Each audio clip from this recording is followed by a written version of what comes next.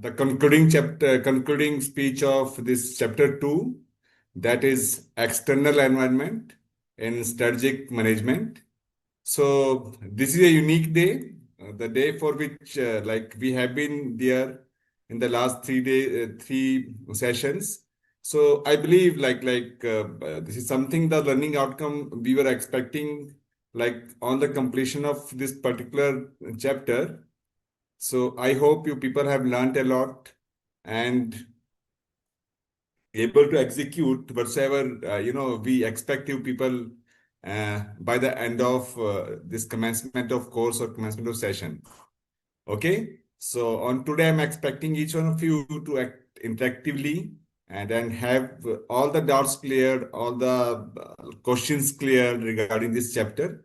Okay, so before going ahead with the questions and sessions of this particular chapter, let me tell you one thing, like while you have to solve this paper, okay, you need not to cram things basically like this way, that way. Okay, it's rather better you connect the things, whatever the topics are there, with like environment outside. Okay, and then somehow somewhere you have to be social as well. Say like this is strategic management we are studying. Okay, this is the external environment we are studying. But while I go to a shop nearby to my home, okay, I don't know the shopkeeper. I don't know the challenges of that shopkeeper. So like you have to be social in a way, like you might should, understand the things around you first moving ahead with the complex things. Okay. So I believe that you'll be better understanding the things, what is happening around you by having a discussion with the shopkeeper, by having discussion with the large retail store owners, and then you can better link the things versus the things are there. Okay. So if you are ready, shall we go ahead with the questions, probable questions that can be asked, like what the pattern of question paper is? Yes, please. Good morning. Uh, so I'm sharing you a screen which is showing you like what type of questions can be like set from here and how it go. Okay.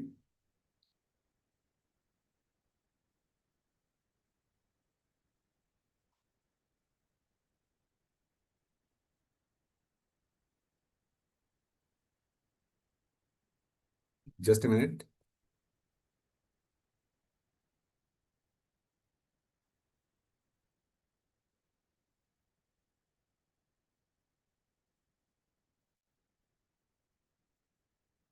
Good morning.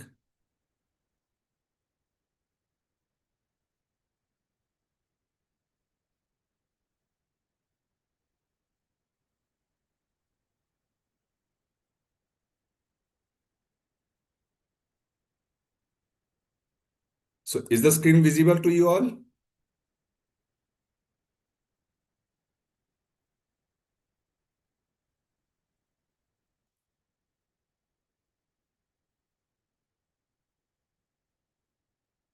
Yes, Kashish. PPT नहीं, PDF कर रहे हैं अशोक जी भी। अच्छा, PDF नहीं दिख रहा है आपको?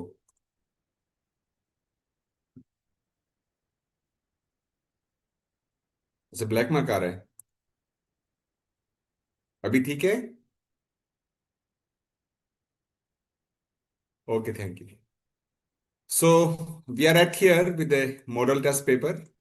Like this is what we expect you guys to do while you are appearing for the exam. Okay. So if I discuss it, okay. So before going ahead with the things about this chapter, about the learning outcomes, what I've done, like I have prepared a sample test paper for you people, the way the paper is being asked in annual examination. Okay. So this is a pattern basically, like the way it is being asked in the examination. Okay. So the first question is basically when we talk about the exam, okay, it's based upon a case study, MCQs, okay. So we have 10 MCQs to attempt, and then there is a basically case study before that MCQ. So I hope you are able to read it exactly the way it is, okay. Uh, so see, like we have to see uh, while you answer the questions, okay, it's better that you like link the things, connect the things, and then answer the questions while properly understanding all the concept and applying the concepts over here. Okay. Okay, Vidya. Okay, Kashish. So we can start with this case study. Okay. So this case study is about Biotech Solution Private Limited. Okay. So if you have the time, I'm also interpreting the things, but whatsoever are there inside the case study. So this private limited company called Biotech Private Limited was incorporated in the year 2019. Okay.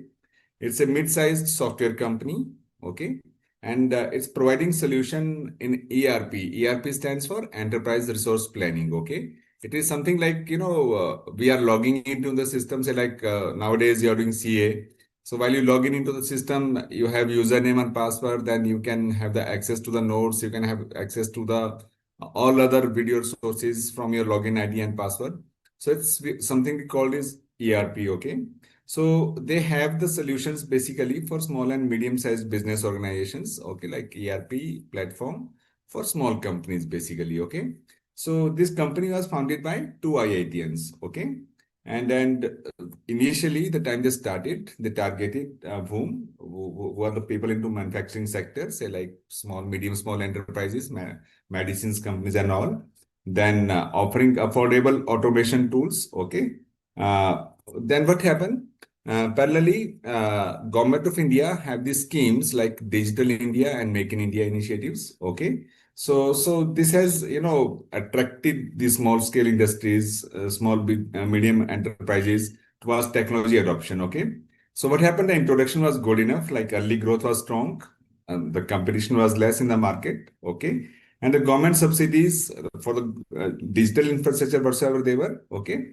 They were raising the disposable income among the business owners, rising it, and with the pace of time, this biotech company have come out with a distinctive market position. So everything was going fine with the company, okay?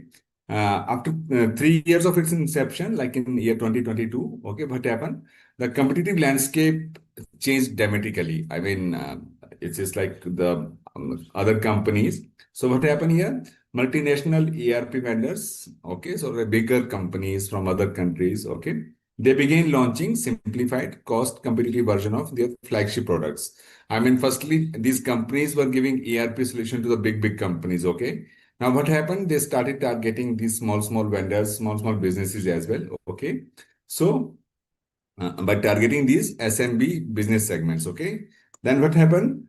Parallelly, with these large like players in the market, okay, smaller domestic startup also start emerging and offering niche solution for the retail, logistic, and healthcare segment. Niche solution means that the ERP is specifically designed for these small players and healthcare segment vendors. Okay, and what happened? This ultimately lead to the limited presence of biotech. Okay, then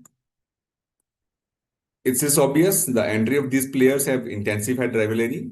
Okay, and it's placed downward pressure on biotech pricing. I mean, you can't keep on charging the same price as you are pricing 3 years back. Okay. Then what happened here? The leadership commissioned an external environment study. I mean, you have to study the external environment. Okay. This was again the PESTEL analysis. Okay. This stand for political, economic, social, technological, legal, and environmental analysis. Okay. Then they had several findings from here.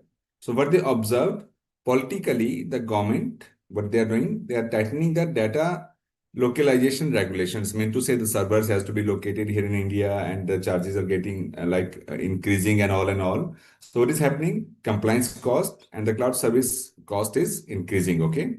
Economically, what is happening? The interest rates are rising. Okay. And these small vendors, like small, medium businesses, okay, they have to, defer quality, this capital expenditures towards this interest rate as well. Okay. Then on the social front, there were the increasing number of business owners. Okay. So they were more of digitally literate and they expect better mobile applications with better features. Okay. And technologically, the rapid evolution of artificial intelligence. I mean, this is increasing. Okay. So this has offered the opportunity to embed intelligent forecasting and automation. Okay. So these were the new feature, like they have to be to there in ERP. Okay. So then what happened? Legally, there were new GST filing. Okay. So this integration has to be to there in ERP system, which were not there earlier. Okay. So this is how they addressed the things like what is happening in the market, in external market. Okay. Then what happened? To address the declining growth, what Biotech did, they explored two strategic options. Okay. First option was doubling down its manufacturing niche. Okay. Like it was, this is called experience curve effect now. Now they were like into the system. They were all already into the system. So what they did, they have accumulated the significant experience of the customer loyalty. So they went here and they broadened into healthcare ERP. Okay. So this was a high growth segment. Okay. Fewer established player. Okay. And the company also faced pressure of the primary product infrastructure. Okay. Then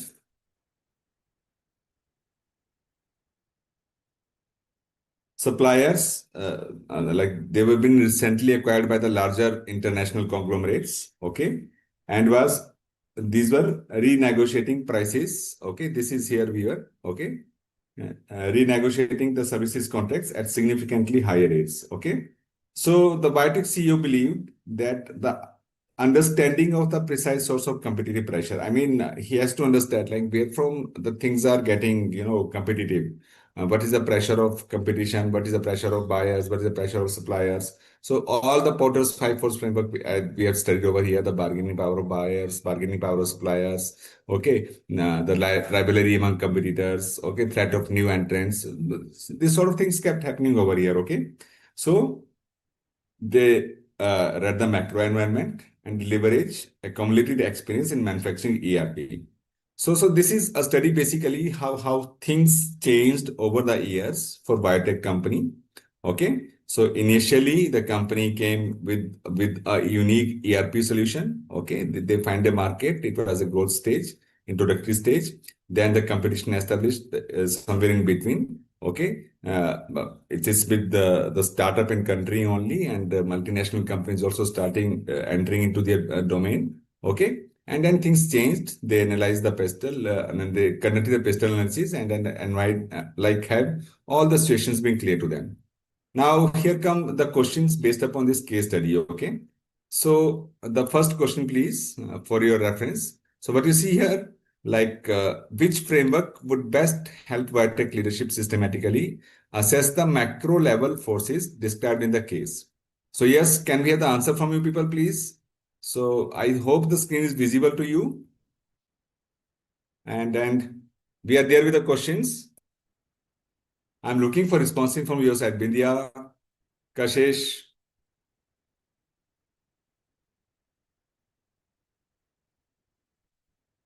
Yes, Khushi, Nidhi.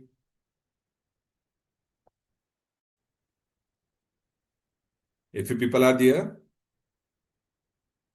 is the case study clear or you want me to clarify it again?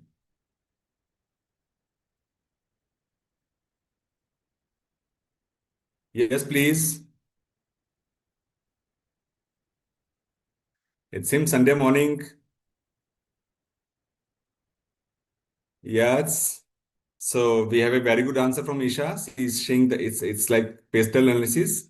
Okay. So I'm looking for other responses as well. Good, Isha. Good job. So Bindia there. Okay. Kashish there. Khushi is there. She's also saying that it's pastel analysis. Okay. So you are absolutely right.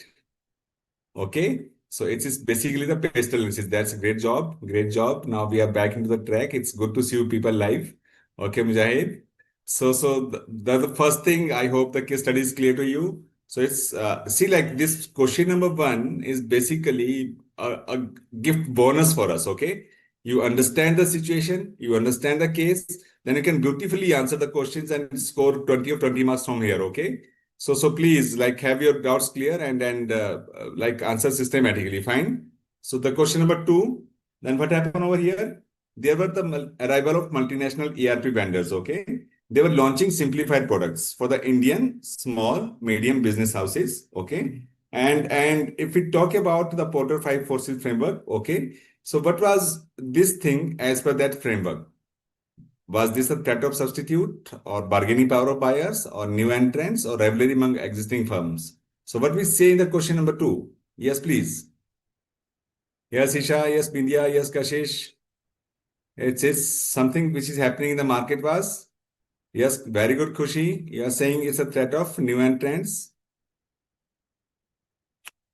Yes, Kashish. Mujahid is saying C. That's great. So 10 of 10. Okay. That's great. That's great. So if you're going with the third question, this is Biotech primary cloud infrastructure supplier. Now, but you have observed in the last scenario, there was some problem with suppliers as well. Okay. So it was being acquired and then it is now renegotiating at a higher rates. I mean, this company, which are giving it the infrastructure to store its cloud data, this was acquired by some other company, the bigger company. Okay. Now this bigger company is asking for the higher rates to store the data in cloud computing. Okay.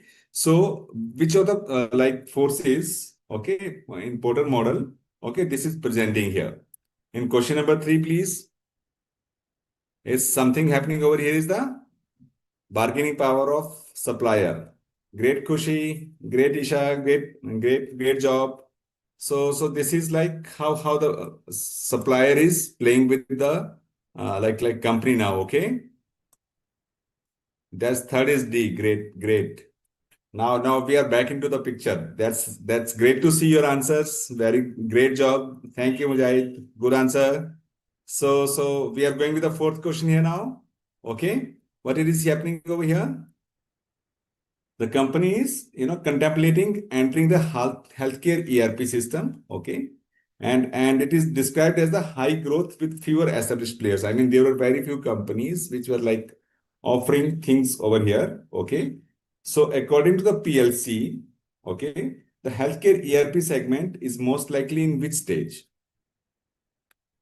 So, like initially, we talked about this company was into SMB segment, means to say offering ERP solution to small, medium business enterprises. Okay, so they were the enterprise in a lot many sectors, like say like FMCG sector, manufacturing sector. Okay, so this healthcare segment is something supposed to be a growing sector now.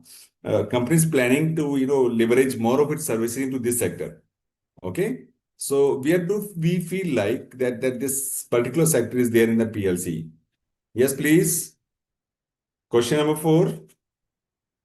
Where we are in this stage here. So Koshi is saying introductory and growth stage.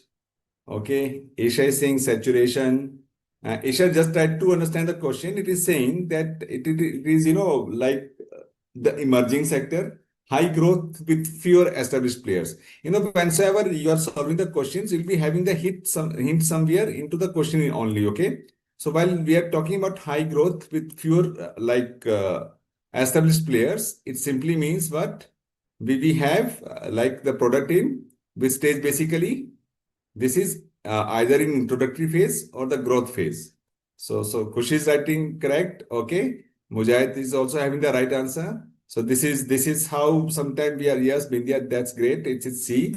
Okay. So this is like, we have to be, like while we are answering these questions, we be vigilant. Don't be like, okay, I got the answer in the first glance and I'm just taking this option. Okay. So you just have to read it, reread it, and then to find the appropriate answer. Okay, fine. So I hope it is not a big problem till now. Fine. So we are going with the fifth question here. In the fifth question, the case is saying the leadership believe that accumulated experience in manufacturing ERP can be leveraged for competitive advantage. Okay. So we have like also studied this thing while we were into the chapter. Okay. So they want to have a competitive advantage on the basis of the experience the company is having because it was an older company. Startups are new into the system. Okay. So if they would like to have this competitive advantage on the basis of their like years of existence into the market. Okay. So this is best explained which concept of external environment. Yes, please. In the fifth question.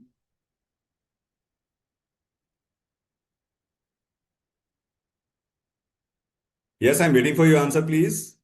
Yes, Gopal is saying this is customer analysis. Then there are mixed responses. Okay, analyst saying it's D.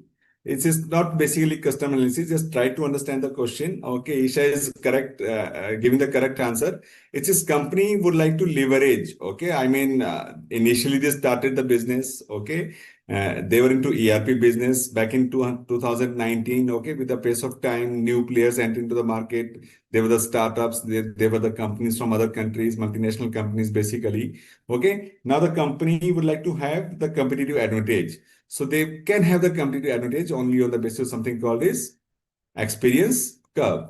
Okay, that's the right answer here. So I'm again requesting you, okay, while you are answering the questions, okay, don't be in hurry, okay. Just read it, understand it, then apply your concepts, and then answer the questions. Okay. It is something like while we were kids, okay, we used to have stories from our grandmothers, okay, and then these stories were something, still in our mind. Okay. Whenever you have to happen to listen those stories again. Okay. So you need not to cram them up. Great. So same way, while you study these concepts, okay, you just link them with the actual world, visualize them. Okay. So I hope it's getting clear till now. So the question number 6 say, okay, the PESTEL analysis reveals that the rising interest rate are causing small, medium business enterprises to defer the IT capital expenditures. Mean to say, whensoever earlier they were shedding more money on the IT expenditures, but now they feel like some of the money from here to be to spend upon the repayment of the loan. Okay. So if we talk about this thing, okay, which of the PESTEL does this finding fall in the PESTEL environment? Is it political? Is it social? Is it legal? Or is it economic? That's great, Isha. You are saying it's economic. Yes. Response from other people, please. Um, Yes, it's economic. Great, Gopal Krishnan. Great answer. So it's like we are talking about interest rates. We are talking about like banking system. So it's definitely something called is economic factor. That's great. Then in the seventh question we came here. Okay. So this is Biotech customers. Okay. This name of company, okay, SMB owners, okay, they are becoming more digitally literate. Just try to understand the question over here, okay, and demanding mobile first interface. Mean to say they would like to have an Android app or iOS app for the ERP system on their phone. Okay, fine. Okay. Then this change primarily reflect which element of the macro environment. So if we are talking about the elements of macro environment, we find here the environment, the elements are economic, socio-cultural, political, legal, and technological. So if one of my vendor is asking me to provide an app with much better feature, okay, so Isha feels like this is technological. Yes, yes, yes, yes, yes. So see, like here, uh, while we talk about technology, okay, this is how we, being an examiner, play with you people, like while we set the paper, okay. So you simply saw that the vendor is asking for much better mobile app. Okay, initially they used to work with websites. Now the new demand they are having is, we should have Android app as on the phone or iOS app on the phone. So what of this environment it is reflecting to be here? So say like for the time being, if you happen to go back into the case, okay, at here, okay, this is supplier problem, okay, and if you like again read it systematically, okay, then you will see that they have to understand the precise source of competitive pressure, okay. Then they have to read the macro trends, leverage accumulated experiences, okay, and this was here somewhere like, okay, mobile first interface. This is here, see like in this paragraph here, as you see here, okay, to address this issue at here. artificial intelligence. Technologically, this is here. But technically, what the things were here, it is a rapid evolution of artificial intelligence. Okay. So if we are talking about the technological environment, it is basically the AI. Okay. It's not how the customers are asking for like the interface. Okay. So if we come to here in this question, in question number 7, okay, this here, I hope the screen is visible to you. So the customer, which is one of the customer, okay, like that customer is primarily asking for an Android app, okay, with the mobile first interface is basically the phone app, okay. So if we answer it like the technological environment, this answer will become wrong. Okay, we are talking about the environment for company. Okay, so the AI and all is something fall into this technological environment. Okay, so at here the right answer will be yes from your side. It is like how the vendors are changing. That's great, Isha. This is socio-cultural here now. Okay, fine. Yes, it's socio-cultural. So see, like don't be daring to the trap of this duplication of things. Just read, reread, and then properly answer the questions. Okay. So it is not a tough thing basically. Okay. Uh, to have this questions being answered. Okay. I really appreciate people being in such small age. You're studying strategic management and you are answering beautifully to all these questions. Okay. Otherwise, while we are teaching MBA students, we teach them in the last semester to them.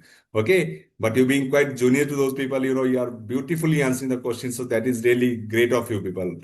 A great understanding. So this is, like you being the leaders and then they have the foundation in your very beginning. Okay. So the question number 8 now. Okay. What it is saying?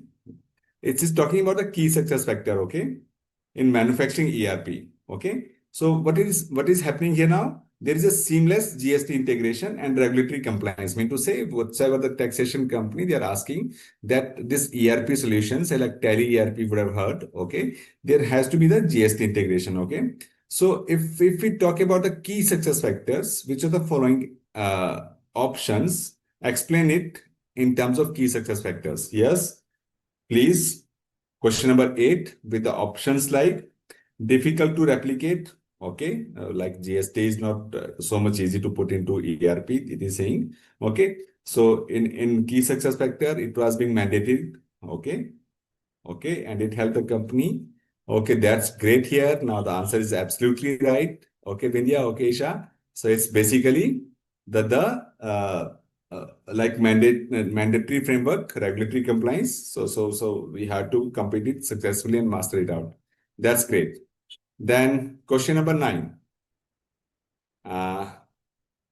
Okay, it is talking about the activity of biotech providing ongoing customer support, software update, and training to its ERP clients correspond to which component of Porter value chain? I mean, while I deliver this ERP solution to my vendors, okay, fine. So it's not only like selling them the ERP solution. With ERP solution, what I'm offering to them, once I will stuck somewhere, my customer representative will be there to help you out. Okay, I will keep on updating the software from time to time. Okay, and I will train you people.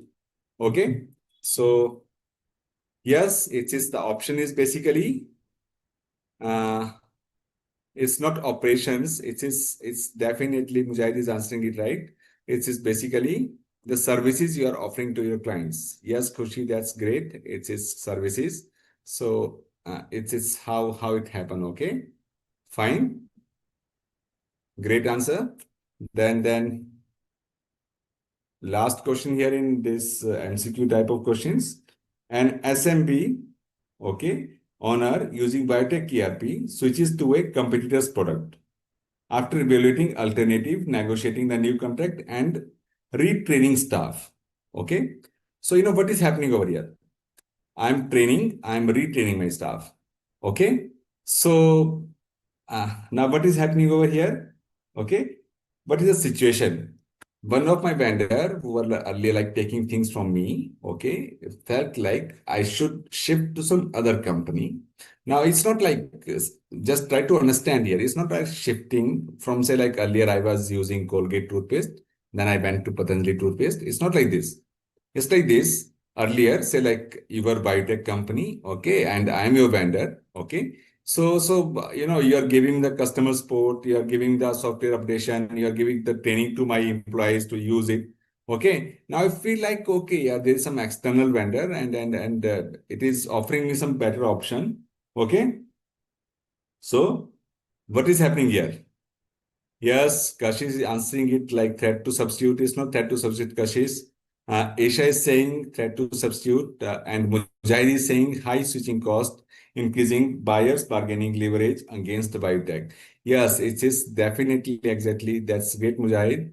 The answer is high switching cost increasing. I mean, this switching cost is increasing for the vendors basically. Okay, as being the buyer of that, that's great, Vidya, as being the vendor of company called Biotech. Okay, this is a high switching cost for me because I'm buying a new ERP solution for my company. Okay, I need to retrain my employees, so that's how the switching cost increase. But despite this, for a biotech company, this buyers is bargaining, okay, and then saying that okay, I can also switch. Okay. So see, like these question, now what happen whenever you go through the concepts, okay, and then you appear for the exam, the gap is lying in the fact that it's not simply the questions like, you being answered, like question to answer it like this, define pestle, discuss pestle.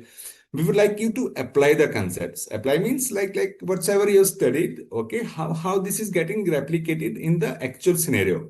Okay, so you must able to link the concepts. Okay, if you are able to link them, then there is no problem as such. Okay, fine. So is it like good enough, great learning for you, or you want me to go ahead with the second part of the question, which is basically the short answer questions, or you want me to like have one more exercise like this to be solved for you? Yes, please.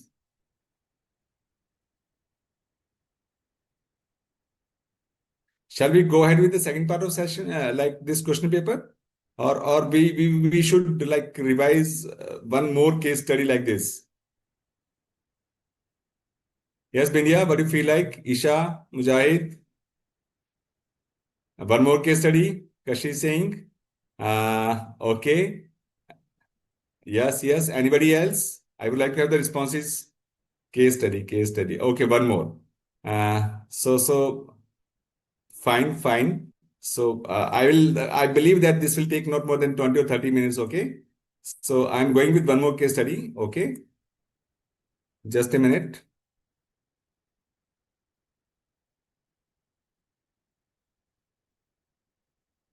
I'm sharing the screen.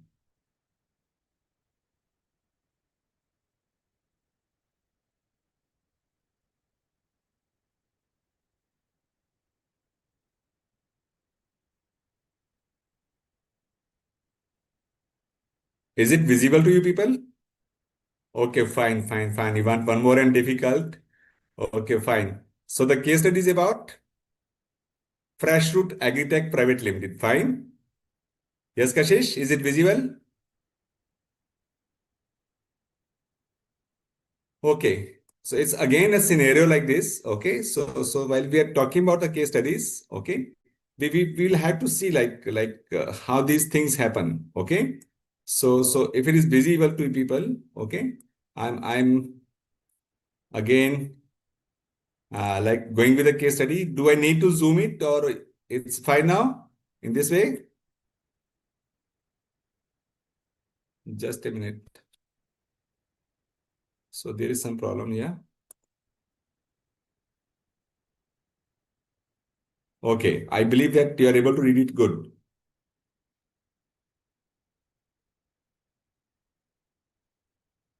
So it's about something about FreshRoot, okay? FreshRoot is a company basically, okay? So you would have like seen things now, okay? Just a minute, let me open it.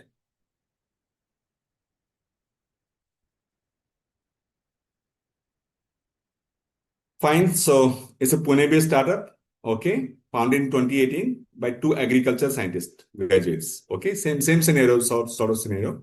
Okay, the company operate a technological enabled platform. Technological enabled is something like, again, you are having a mobile app, okay, and it is connecting small farmers and marginal farmers. Small farmers mean to say like having a small area less than basically 1 acre, and marginal are like having area up to 3 acres. Okay, so it directly connect these farmers with the urban customers, restaurant, and modern retail outlets. Mean to say whatsoever the vegetables they are producing in their farm, okay, they can sell it directly to these potential sellers or like buyers for them. Okay, and eliminating intermediaries. I mean, in what happen in agriculture industry, there is something called intermediaries, जिनको आड़ती बोलते हैं. Okay, so it is, what it is doing, ensuring farmers receive a larger share of like final price. Okay, so the core offering is a subscription-based weekly delivery of fresh organic produce, okay, sourced from certified farm to the Maharashtra and Karnataka states, okay.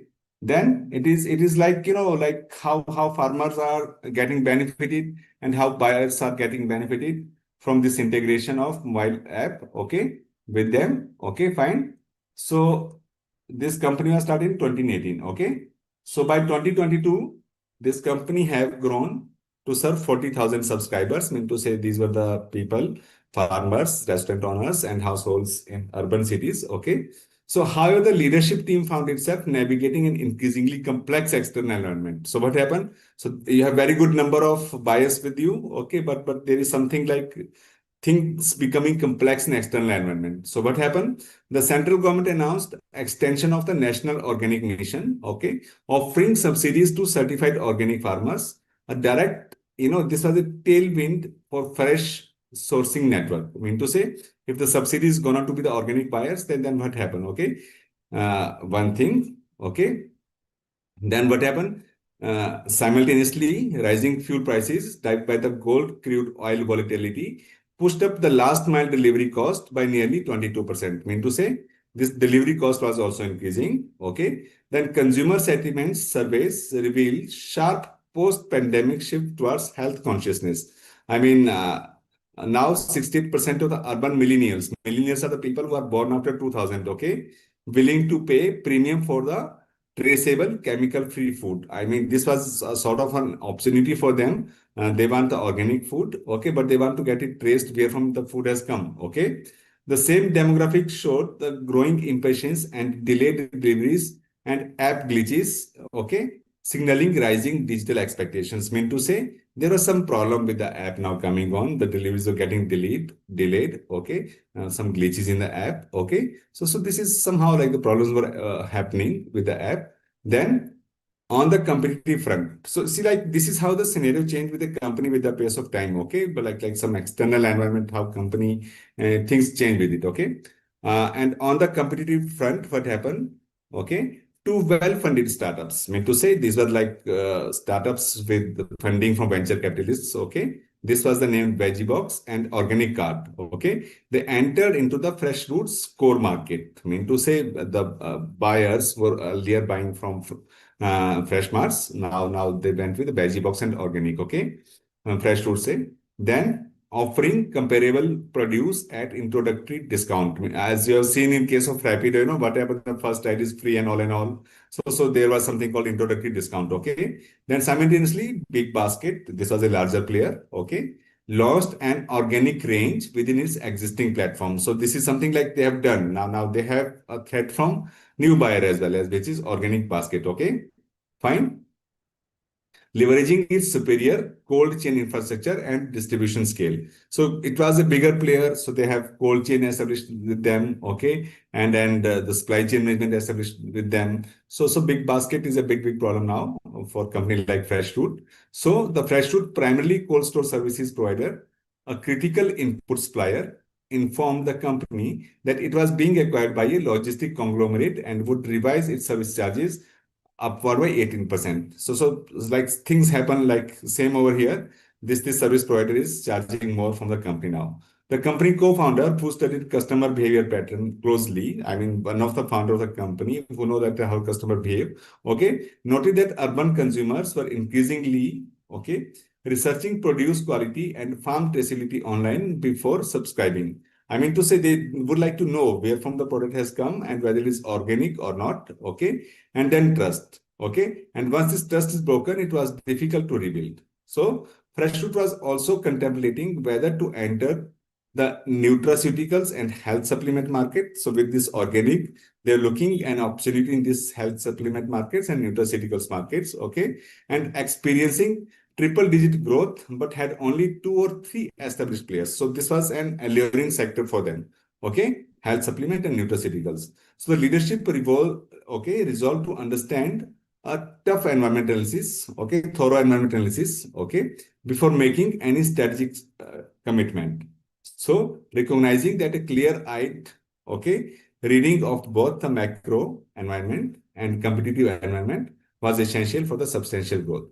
So if we talk about the question over here, so you understand initially what happened? In this case, the company entered, okay, they made a beautiful initiative, okay, just by having an Android app just to connect the farmers and then the buyers of produce of farms, okay. So they were the consumers, urban consumers, restaurant, okay, modern retail, modern kitchens and everywhere, okay. So with the pace of time, the competition becomes fair, and then like things change with the suppliers and with the technological end, and they are looking a great opportunity in nutraceuticals and health supplement market as well. Okay, so we have to see here what type of questions can be asked from here. Okay, the first question: what is happening? The central government's National Organic Mission, okay, offering subsidies to certified organic farmers is best classified as. Now, yes, the answer is just a minute. In the first question, yes, Bindya, Kashish, it's what type of environment is?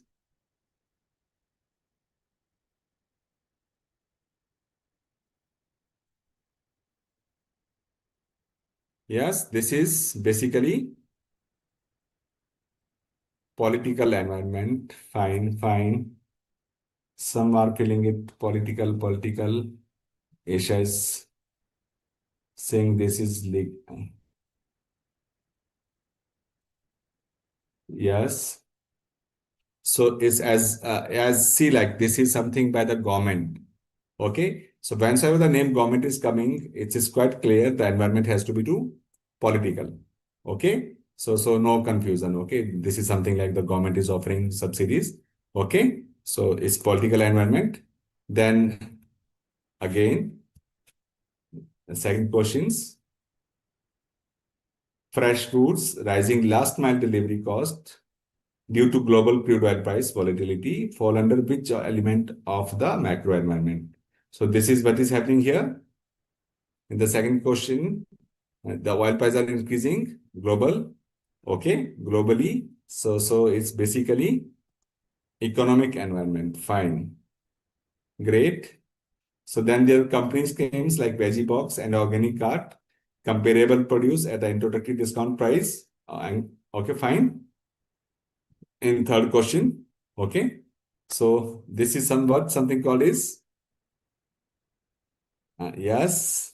Out of these options, in third question, this is threat of substitute, threat of new entrants, threat of bargaining power. So this is it's not basically in third questions. If you happen to see like seriously, okay, just make one thing clear. Okay, there are two things. One is substitute, and one is new entrants. Substitute is something like, Amul is selling milk from lot many years. Okay. So milk is having a very small shelf life, like after 1 days or 2 days, if not being refrigerated properly, the milk will get spoiled. Agree? And then there came a company who is offering something called is soya milk or refined milk. So this soya milk is, having a shelf life of 30 days or 35 days. So whenever you happen to go somewhere where milk is not available for next 5, 6 days, okay, you preferably buy this second type of saturated milk, okay? So this is substitute. I mean, if we don't have milk, you are either going with the milk powder or this sort of milk, which is having the higher shelf life. Okay. So at here we are talking about the companies basically. Okay. So this fresh root, beside fresh root, this veggie box and organic cart also came into picture. Okay. So Isha is right with the answer here. This is basically the threat of new entrants. Okay. Kushi is also right. Okay. Fine. Yes, Bindia is threat of new entrants. That's a good job. Uh, then we are going with the fourth question. Then Big Basket launching an organic range on its existing platform. Okay. So this is something a bigger player now. Okay, fine. So what is happening here? They have the advantage of this superior cold chain and distribution scale. I mean to say it's a bigger player. So having a lot many suppliers, vendors, better cold chain storage. It has created a competitive pressure primarily through which of the forces? Yes, it is bargaining power of suppliers, threat of new entrants, okay, rivalry among existing firms, or threat of substitute. So what do you feel like it is happening over here in case of fourth question? Mm-hmm.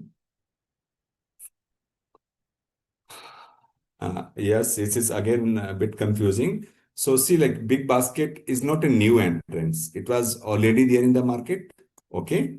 And they have, Big Basket was already supplying fruits, vegetables, and all.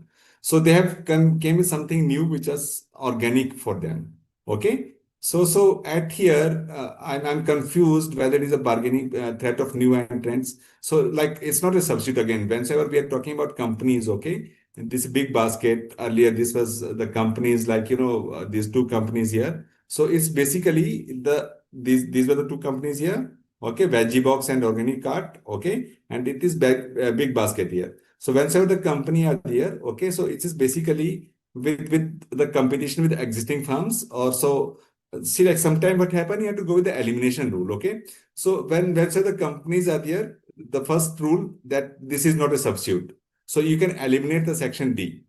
Okay, fine. So while these are the companies, they can't be the suppliers. Okay, supplier is something who is giving me the technology or who's transporting my product. So part A is also eliminated. Got it? Now you're left with two options. Is threat of new entrants or rivalry among existing firms? That's great, Isha. So Big Basket is not a new entrant. It's an old firm, okay, and then working from last many years. Fine. So it's not a new entrant. Okay. So what I'm left with is a rivalry among existing firms. So see, like sometimes you have to, while you're answering this MCQ, you have to go with the elimination rule. Elimination rule say that okay, you like reduce the options which are not relevant to the questions. Fine. Okay. So is it fine? Okay. Now question number 5 says just a minute. The FreshRoot cold storage services provider being acquired and revising charges upward by 18%. Okay. So what is happening here? Okay, the cold storage service provider. Okay, this was being acquired by some other company. Now they are charging more from this FreshRoot company. So this becomes now absolutely right that here you have become quite smart, quite handsome. Okay, so this is bargaining power of suppliers. That's great, Isha. That's great, Mujahid. That's great, Kashish. So I don't think like you need to think twice for answering these questions. Then question number 6. The finding that 68% of the urban customers, okay, millennials, I hope millennials is clear again, people who are born after the year 2000, okay, are willing to pay a premium price for traceable chemical-free food, okay. So see, like this is a new customer segment that is emerging for this company, okay. Fine. The people who are young, like you people are, okay, and you have more inclination towards organic products, fine. So, but they want to get it traced and they have to chemically free, okay. So, if we talk about macro environment, this is something about that's great, Khushi. That's great. It's socio-cultural environment. Okay, great answer. Then, if we talk about the seventh questions, this is nutraceuticals and health supplement market. Okay. with triple digit growth. It means the growth rate, potential growth rate is more than 100%. Okay. And only two or three established players were there. Okay. So while the number of like competitors in the market is very less. Okay. So we can say that the product is in which stage of PLC? Yes. In question number 7, please. Yes, Khushi is saying it is introduction or growth. Yes, yes. Anybody else, please? Yes, Isha. Yes, Mujahid. What do you feel like?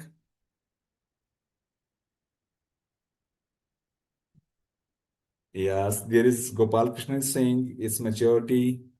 And others are saying, Mujahid is saying it's introductory growth. Asia is maturity.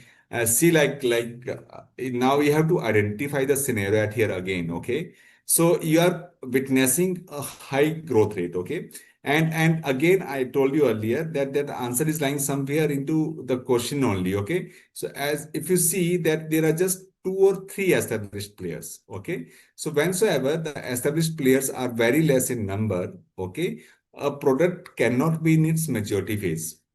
Okay. So the growth rate is very high, triple digit. It is like they are witnessing. So this can't be in decline. Okay. So decline and saturation is somewhat same. Okay. So this eliminated, this eliminated, this eliminated. So we are left with which option? Option C. Okay. So sometime if you're not able to, get the clarity of questions or get the clarity of answer, which option has to be to the Arisha. Okay, what you have to do, you have to eliminate the option which you feel like irrelevant to the answer. So this maturity and decline has not to the sorry, decline and saturation are almost similar. They can't be there. In maturity, there are lot many number of players which are established in the market. So there are just two or three players. So exact answer has to be at here is introductory phase. So that's great, Mujahid. Yes, yes, the answer was introductory phase basically. Okay. Then question number 8 says urban consumers, okay, researching produce quality and farm traceability online before subscribing reflect which element of the macro environment? Yes. So we are talking about particular segment of consumer at here in question number 8. Okay. So this is the habit of those consumer that they have to, ensure the things, whatever the things they are getting is correct or not. So this is something like question number 8, please.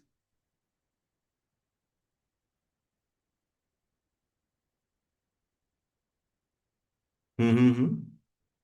Now it's again confusing at here, like what they are doing at here. You have to see they are going online. This is a key word at here. Okay. So in the last question we discussed that this was one of the vendor. Okay. At here, there are lot many peoples, okay, and they are tracing it online. So tracing it online means all of these buyers have to ensure that the product is good or not good for them. But the source of confirmation is this online tracing. Okay, so this become now technological here. Fine, got. So initially again, elimination rule, that's great. Technological is the answer here. So if we come with the next question here, the FreshRoot platform. So what they're doing, they are activity of managing real-time order routing, farmer to hub logistic, and dynamic delivery scheduling corresponding to which component of order. So these are some of the they are doing with the things like real-time order routing. Mean to say where the order has reached. As you order on Flipkart and Amazon, you come to know that where your package has reached till now.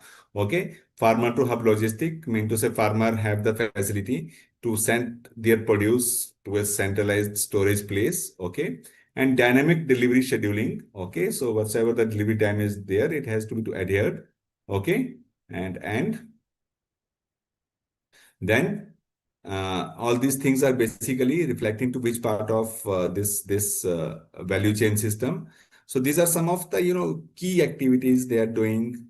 So we are saying inbound logistic, most of the people. Okay. Some are saying services. Yes, yes. Let me have more options, please.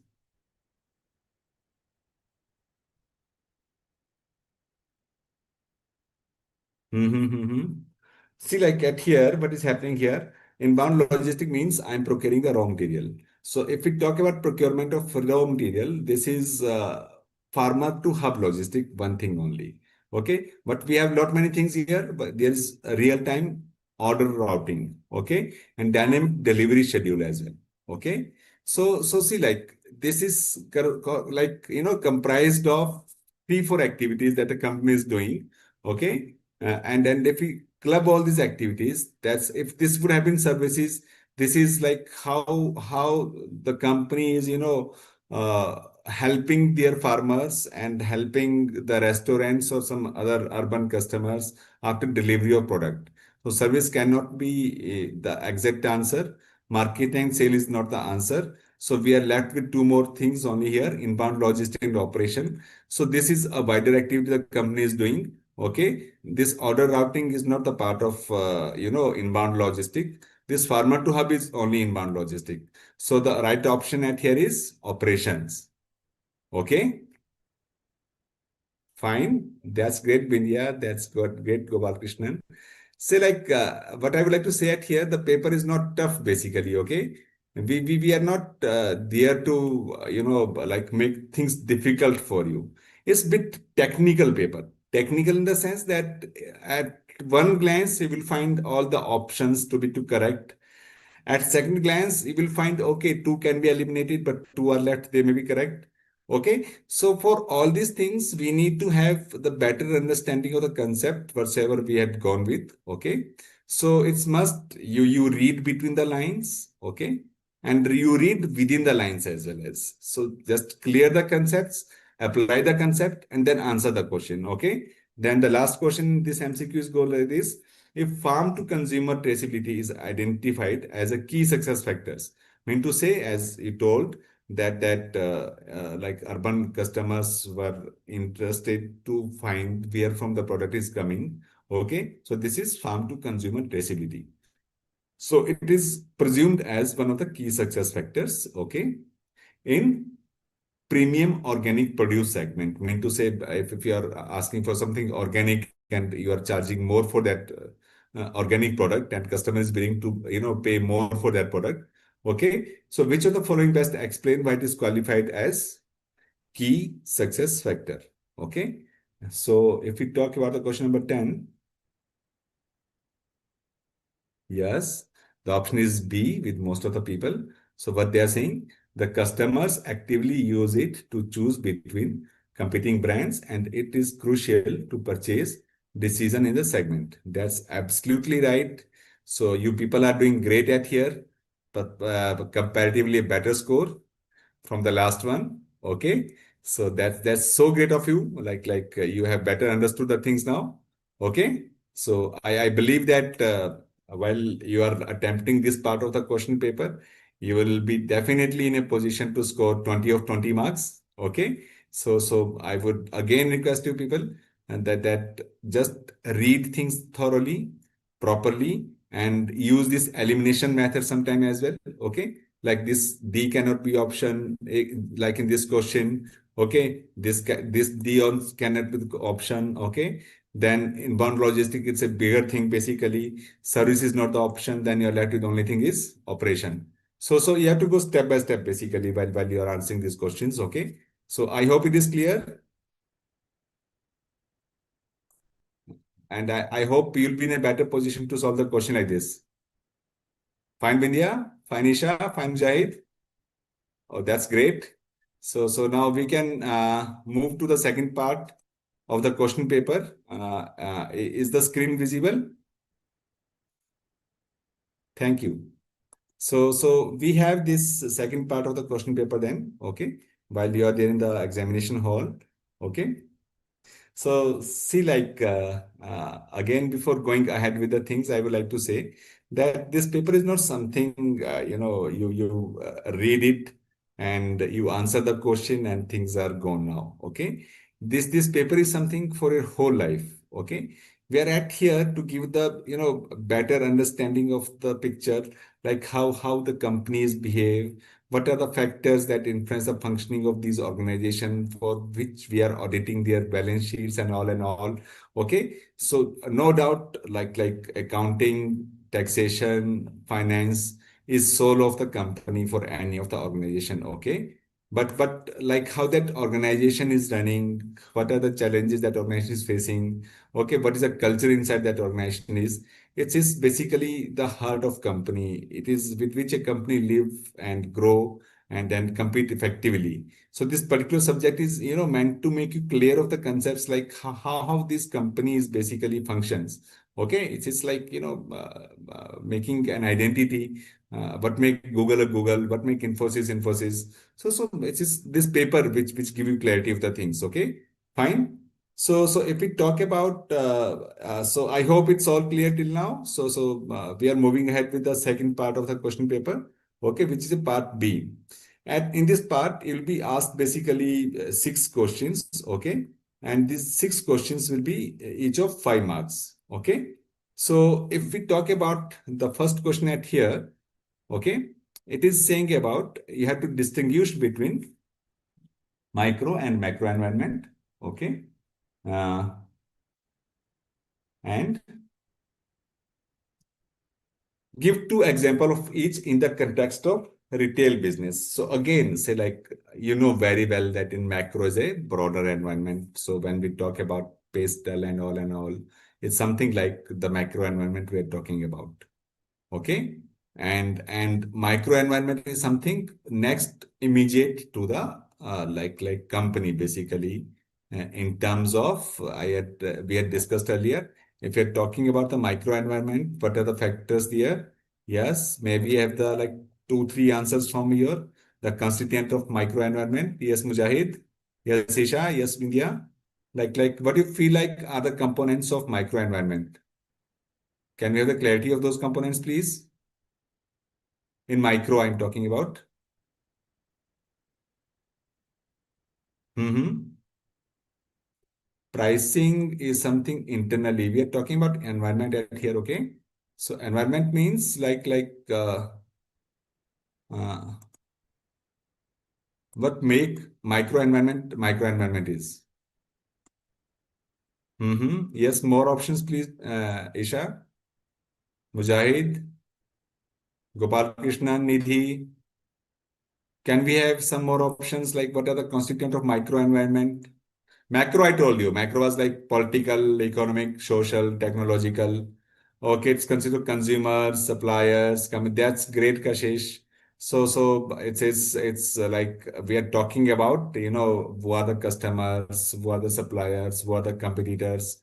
That's great. That's great.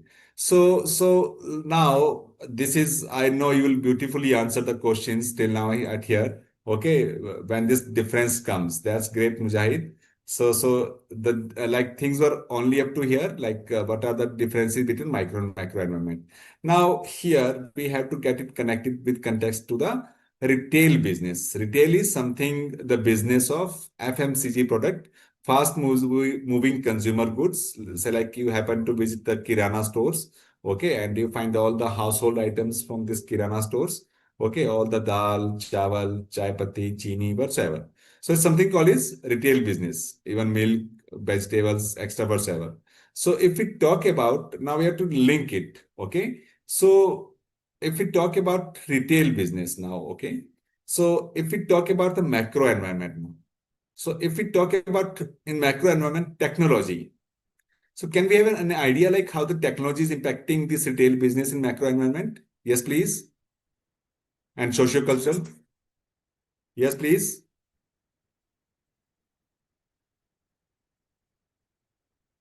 How this thing is like impacting retail business. Yes, definitely. This is a technological impact that they need to have the delivery apps like Blinkit now. Okay. Yes. Anything else, please?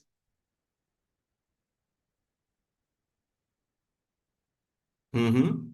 This was the technological impact in like retail business. Okay.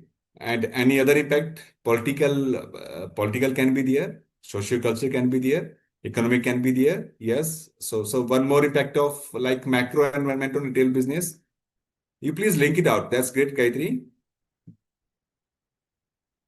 Legal, yes, legal, how it can impact. We just not have to mention the factor.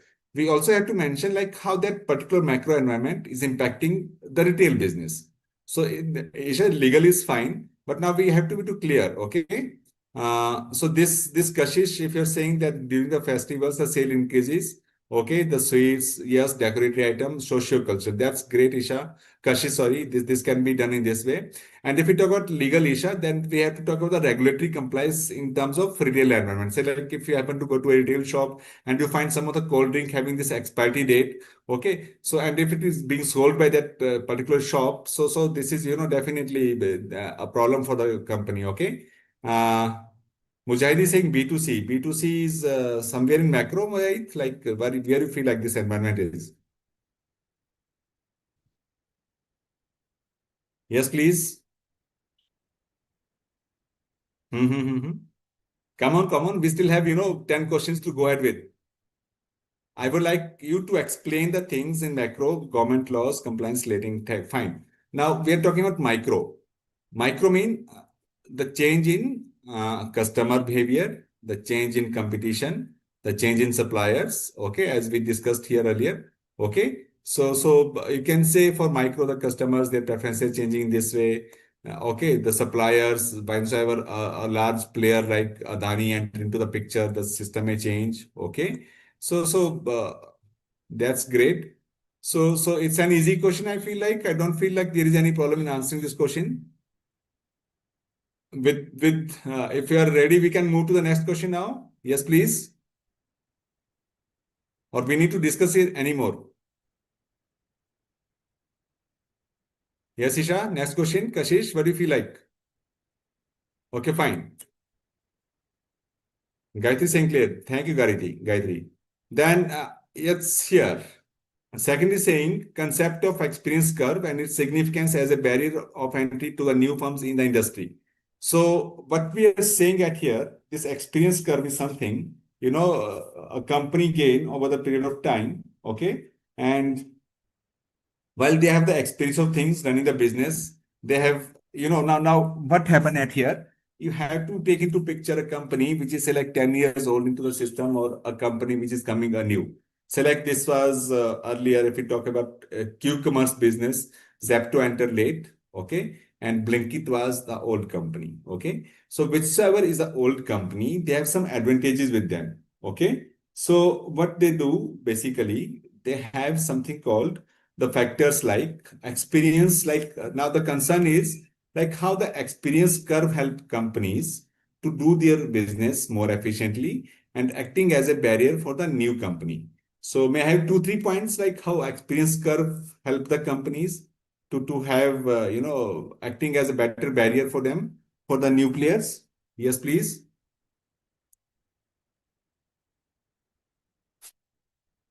Higher efficiency in operations. That's one point. That's great, Gayatri. Yes, what else? Like, uh, that's great. Experienced employee will do more work. It is for the older company. Customer loyalty. They will not switch to the new company. Yes, great. Anything else? Uh, for the new company, training of new employees will take time. Fine. Yes. Anything else? Mm-hmm. So say like this efficient work in less time is something about the learning effect. Okay. Yes, that's great. Better network with the suppliers and wholesalers. So they were the absolutely fine options, fine answer while you answer the question like this. This is how the experience curve is, like acting as a barrier of entry to the new companies by having these advantages. So whenever you answer a question like this, first you mention the advantages this company is having because of this experience curve. So what you will say that it will be an efficient company. So there is efficiency, there is something called learning effect, there is process environment improvement, and all these options you have mentioned over here. Okay, and then it is acting by this way. It may act as a barrier of entry to a new firm in the industry. And then yes, lower cost is also the Arisha. Now you can support your answer with one of the example Okay, like this is how the experience is like playing a great advantage for the companies, and is acting as a barrier for the new entrants. So one example from your side, please. I've given you a lot many example. I just would like to have one from you. It will be great, like if I can have two, three options from your side. Yes. What company you feel like having an edge with the help of this experience curve? And it is acting as like a barrier of entry for the new entrants. Ramachandran, any answer, please? Gayatri, Nisha, Ankita, I'm looking answer from your side, please. The example where an existing company is acting as a barrier for the new company because of the experience curve effect, because of all these things they are having with them. Yes, please. Yes, yes. Any one of the thing you feel like. Okay, see, like if you are thinking about stationery, okay, so stationery, the first thing that come in your mind is ITC classmate notebooks. If you think about mineral water bottles, the first thing that came in our mind is Bisleri bottles, isn't it?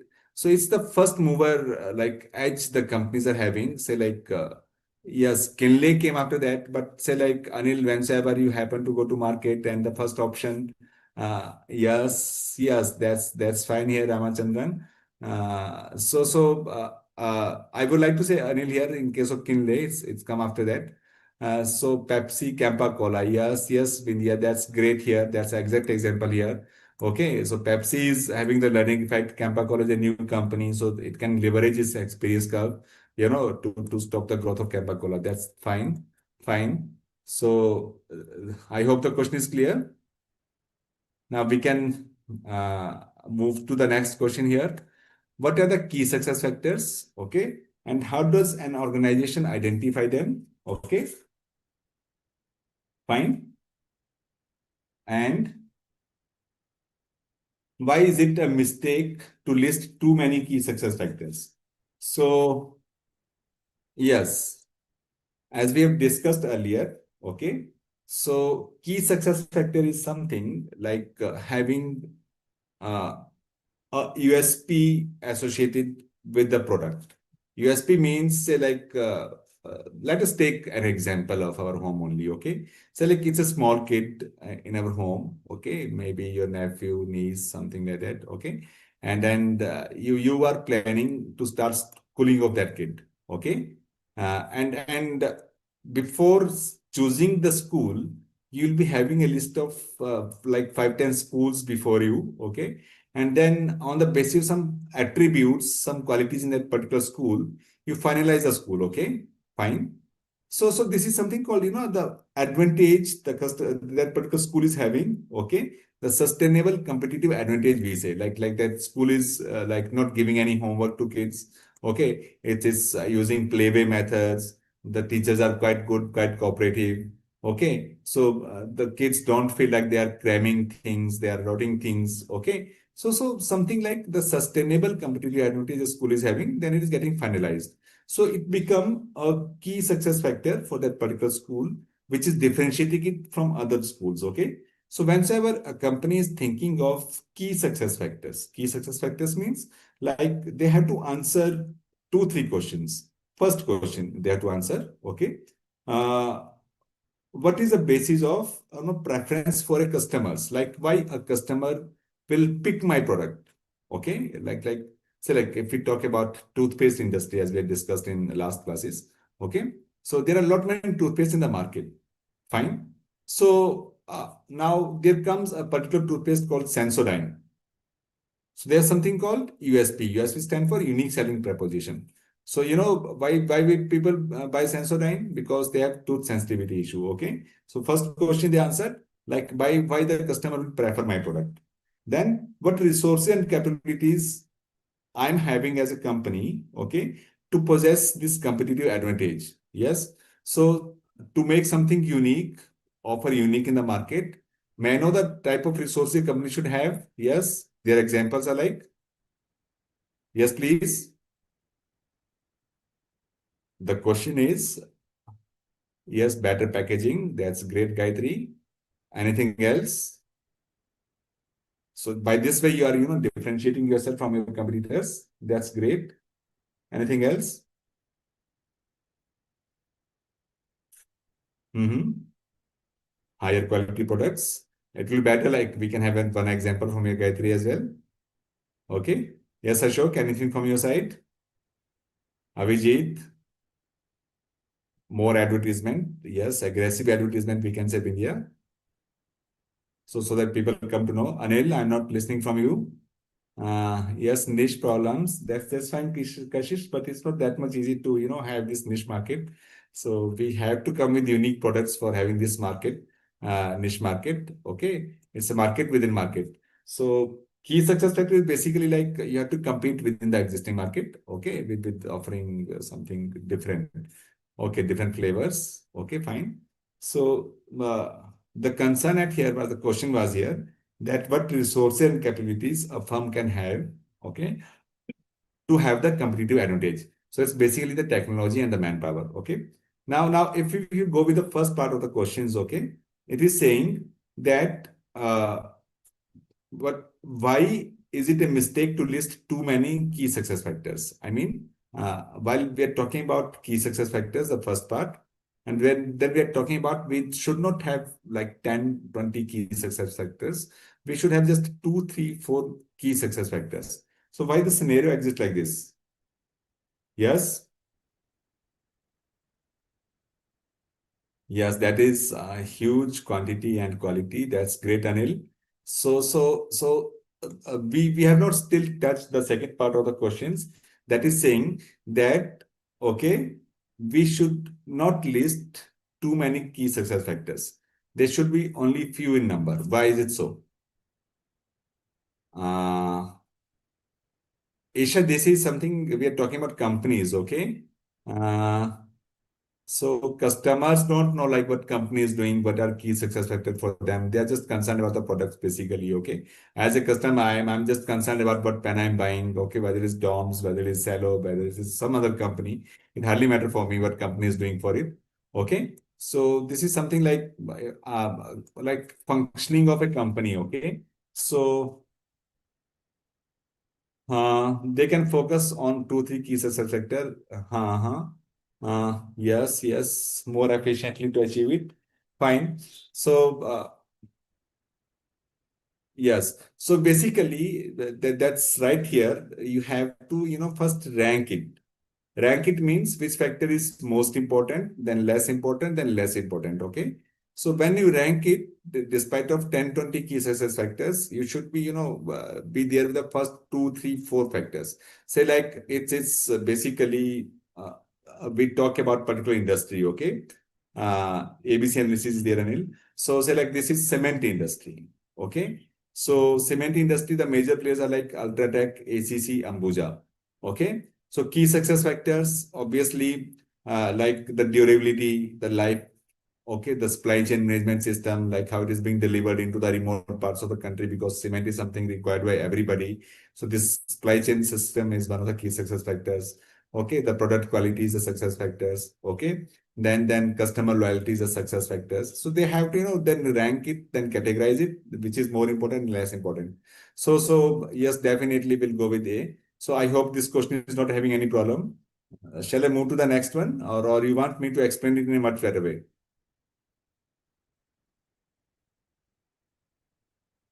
So if it is clear, next question is very simple. What are the four stages of product life cycle? And how a business analyzes to build a balanced portfolio of product in PLC. Okay. So four stages are very simple. Introduction, maturity, this growth, maturity, and decline. Okay. So business portfolio is something like different products. So at here, okay, you should be clear with the things like what strategy has to be used in the different phases of product life cycle. So if we talk about introductory phase, the more concern of a company has to be on things something called is they should have a capital enough to do research and development, okay, and to develop the supply chain management system, okay, and to establish a brand basically. So they have to spend a lot of money in introductory phase. Then growth phase, growth phase, something like market is accepting your product, okay? And there are very few players in the market, so it's the best time for a company to leverage it's like growth, okay, and have more vendors, more suppliers, and can generate the revenue, generate the profit by charging some more price for its product initially because number of companies is less, okay. Then come something called maturity phase. Maturity phase means competition is established at here, okay, and while the competition is established, okay, so in maturity phase, you can't change the price abruptly. There is a huge tough market. Okay. So this is like what strategy you're using in the different phase. Now it is saying the balanced portfolio of products. Now, say like in last class, we had discussed that with Colgate, there are lot many brands of Colgate. Okay. There was Colgate Total, there was Colgate Sensodyne, there was Colgate Vedic, so like you would have seen like 5 to 10 brands of this particular company.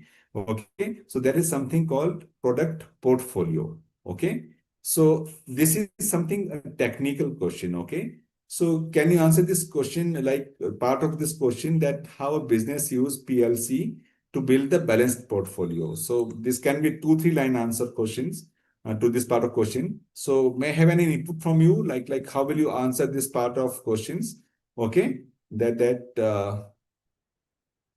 okay. How will you build the balanced portfolio by making use of PLC? Yes. How will you answer it? Yes, please. Anybody? Yes, Ashok, Bindya, Anil, Isha. If you're being answered, I have to answer this question. How will you answer? Kashish, Nidhi, Nisha. Any answer, please, for the second part of the questions?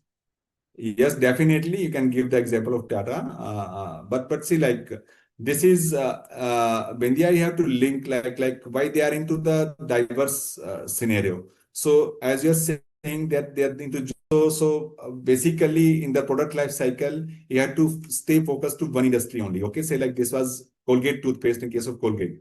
Okay, so they're into one type of product, one type of company. Okay, so at here, this will become diversified. So this will not be the right answer to have different options. Okay, Vidya. Then Anil is saying to examine the growth of the product. Uh, no, the question at here is, it is saying uh, that how can a business use PLC to build a balanced portfolio product? I know it's a bit technical. Okay, so. Yes, Ramachandran is answering. Combination of strategies like expansion may be feasible. Okay, alternative business. So see, like I told you in beginning that the best time for a company to introduce a new product in the market is when the existing product reach at its which phase? Decline or maturity? Yes, yes. You are launching a new product, Kashish. But at here, you should be in a position to find it out that yes, it's maturity phase exactly. You would have recently, seen that Maruti has stopped the production of Maruti 800. Okay. Then Alto 800 new model was launched. Okay. So whenever this happened, the company is stopping the production of its most selling car. It is done because the customer will not switch to the new product. Okay, so you might should be in a condition to establish that at what stage you have to stop the production, at maturity, at decline, or somewhere else, so that the new product can be established. So at maturity, the competition is very tough. So at here, the company should know that I have to come with a new product, new variety in the market, diversified product in the market. So by this way, they establish a portfolio of business. So we have to talk about same type of business. Say like if it is, uh, toothpaste industry, then toothpaste has to be of a soap, which new type of soap. You would have seen like every company, this Lux is having variety of soaps. Okay. So this is how like the PLC works. Okay. And it's how the portfolio works. So I hope this question is clear. If it is clear, we are moving to the next question, please. So this is explain the porter's value chain, differentiate between primary activity and support activities with suitable example. So, the first question is not a problem to you at all. And second part of the question is again a problem. So maybe have some answer over here for answering the second part of this question, please. Like what are the you know uh, suitable examples for explaining this porter's value chain system? So primary activity, as we had discussed already, secondary activities we had discussed already. Okay, uh, fine. So all the five activities related from procurement to the ultimate delivery of product is primary activity, and the activities supporting like manpower, infrastructure, okay, farms management is secondary activities. Example from here, please, like two, three examples. If they are there, then we are moving ahead. Yes, Nidhi. R&D. Yes, done. We are moving with the next question now. Okay, this is question number 15. So first part is having no problem at all. Okay, we are concerned about the second part. Okay, so with suitable examples. Yes, please. Question number 15. Yes, Isha, that's great. Gopal Krishnan, Gayatri. Yes, yes. What do you feel like is a secondary stage? Mm-hmm. Example of value chain system.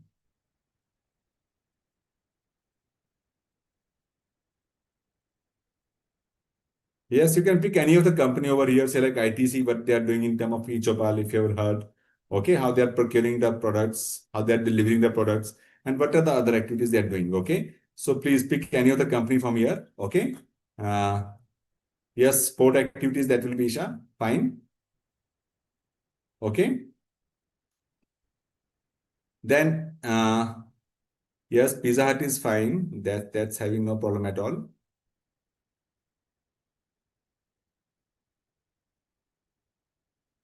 Okay. So the last question of the second part is here.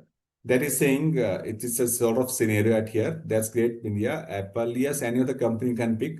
But you have to explain like how these activities in value chain are happening inside those companies. Okay, Nisha? Fine. It is must for you to get clear with the things like what are the primary activities, what are the secondary activities, and how these activities are being carried out in that particular company. Okay, so that answer will be like more valid.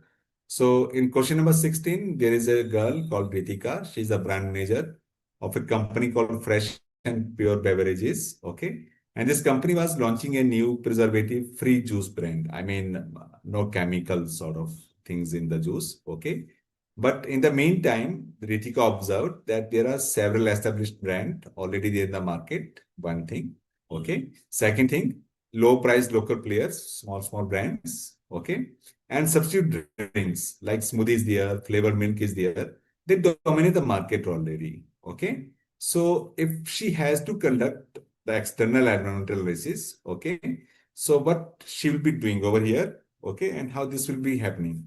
So at here, if you see the questions deeply, you will observe that she's observing the competition. Okay. So if we talk about this particularly the external environment, so you will mention the factors like competitive rivalry, threat of substitute, okay, and the market dynamics. Okay. So if the strategy is to be used, she have to come with something called cater the market requirement of niche market and then a differentiate product. Okay, so you will answer this question in a way that this is the analysis of the competitive landscape in the industry. Okay, so in terms of competitive rivalry, okay, that to substitute and market dynamics, and she need to come with something called product for niche market. Fine. Uh, so it's clear now. So next section, if you are done with the things, shall we move to the part C of the question paper? Yes, please. That's great. So see, like this part is again one of the crucial part of the question paper. Okay. So at here, you'll be like required to answer questions in a way, okay? A scenario is given, then you go ahead with the scenario. Okay, fine. So now what is happening here? Question number 16. So there's a company called Green Plate Foods Private Limited. Okay. So it's a Bangalore based startup. Okay. In organic food. Okay. If you have seen in some marriage functions, we being offered meal in green plates, like banana leaves in South India is common. Okay. So this company was growing steadily for 3 years. Now they are considering their expansion into two new markets. First market is they are planning towards internationalization. Okay, then moving to Japan. And then second, they are looking for tier three cities across India. Okay. So before finalizing their strategy, okay, the board has asked the strategic team to conduct a thorough PESTEL analysis, okay, with each of the market. So we have to identify any four elements of the PESTEL framework, okay, that green plate food must examine for its international expansion to Japan. So see, like one is the company is expanding their business in terms of internationalization. Okay. Second, they would like to be there more into the local market. Okay. So with like tier two, tier three cities. Okay. So before going to a foreign country, if we consider about things in PESTEL analysis, the first factor they have to consider is political. Okay. May I know in political factor, what are the major concerns for the company are? Yes, please. Mhm. If this is political, okay, and you are exporting your product to Japan, so what you have to see? One, good relation. Okay, fine. There are relation are good, Gayatri. Any another thing a company has to see before moving into moving its product to Japan? Yes, they have to see the regulatory bodies. Say like if it is FSSI over here, what type of bodies there and what are the regulations? That's great. Okay. Then the tariffs they have to see. That's great, Gayatri. Like what are the tariffs or subsidies being offered by that country?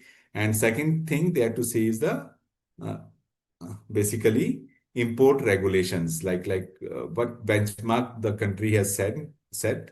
Okay. Government intervenes in the economy. It is something like a broader aspect, Ramachandran. As a company, it's difficult for us to answer the question. Okay, the company is more concerned about what are the import regulations? Import regulation in the sense like what quality standards my product should meet before getting delivered to a country like Japan. So if we talk about political, okay, that is tariff structure, one thing. This is regulatory bodies what are there, okay, to check the quality of my product. And third, import regulations of the country, okay. Then we are talking about economic. Economic is something like about, yes, the factors like, yes, please. Second factor, that they are really great answer. I'm really impressed by the presence of your mind and then the way you are answering. They are exceptional. So in economic, it's customers, but I would like to bit specific at here. If it is customer, what in customer you are looking for? Okay. Stagnant for the sad industry. Okay, fine. So how will you come to know about this is stagnant for the sad industry, guys? That's again, like the question is answered, but it's like half answer we can say. Okay. So we had to be specific. We are answering the question. Yes, that's great, Isha. One is spending capability of the people over there. So this is basically, if we talk about this, is something about the purchasing power of their people. Then finance. So as a company, how will you answer to this question? Finance, Bindia, that's again a questions. Market, Isha is saying, okay. So say like if you're talking about economy, we are talking about the purchasing power of their people, their spending ability. Okay, then per capita income, then GDP, market trends. Market trend is something socio-cultural or economic. What do you feel like, Isha? Market trend. Uh, okay. Yes, Isha. So we have to be, yes, that's fine, Gayatri. Okay, that's yeah. Yes, that's beautiful answer. Value for products in their currency. Yes, that's great, Vidya. Now, third, if we are talking about this S here, this is socio-cultural, okay? Socio-culture means the value of food quality products, okay? Then traceability, those companies would be interested, okay, if the product is defective, where from it has come, okay? And then socioculture, what else will come? Two factors are given. The value of food quality products, traceability. Then, yes, in socioculture, you are answering in a great way. I'm really impressed. You people can answer, there's religious factors, great. It matters. I feel like you people will, answer this paper in a better way than MBAs. Okay? Religious is one. Yes, but in social culture, what else? This is my company is sending green plate, tradition festivals. That's great. Beautifully answered. Then last is say like technological or environmental. What you feel like? Where will you come in technology or environmental? If it's green plate, you again have the option, to pick either T or E. Legal is also there, but say like these three left, and my company is more of into environment related concerns. So what the option will you pick? Environmental, that's great. Now the factors here, yes, in environmental factors. No, like something. How my product is attributing to the environmental factors. So innovation, how innovation, if it is there, Isha. What the biggest strength I'm having is my product is can be degraded. Yeah, that's great. Less use of plastic. It's a sustainable production. That's great, Kashish. One more thing, please. Environmental friendly, easily disposable. That's great. So the question is being answered beautifully in the first part. 6 marks pakke ho gaye, है ना? Then we are going with the second part. Okay, that part is saying, okay, two macro environment, like the macro environment is described as dynamic and continuously evolving. Okay, explain any two ways in which understanding the macro environment help green plate foods to build a competitive position. So now this is something like macro environment. Okay, and then we are saying that this is competitive and continuously evolving. So by what ways this company can build the competitive advantage? So what we have to identify in macro environment, first thing, yes, one is macro. Yes, please. First part is done. We are going to the second part. So what are the ways we have to understand the macro environment? And then by those ways, this company can have the competitive advantage. Yes, please. Yes, you have to analyze competitors, what are there in the competitions, okay? What are their strategies, okay? What are their strengths, what are their weakness? One thing you have to do, that's great, Isha. And second part, yes, please. Yes, Anil, yes, Ramachandrana, yes, Gayatri. Any answer from your side? Isha is doing great. Uh, Customer base, spending capability, that is economic you have done already. Then identification of opportunities. Yes, definitely in macro environment, there's something like opportunities you have to have. That's great, Mujahid. Uh, okay. So this is something called, yes, the trend you have to see, the opportunities you have to see. Okay. So that's great.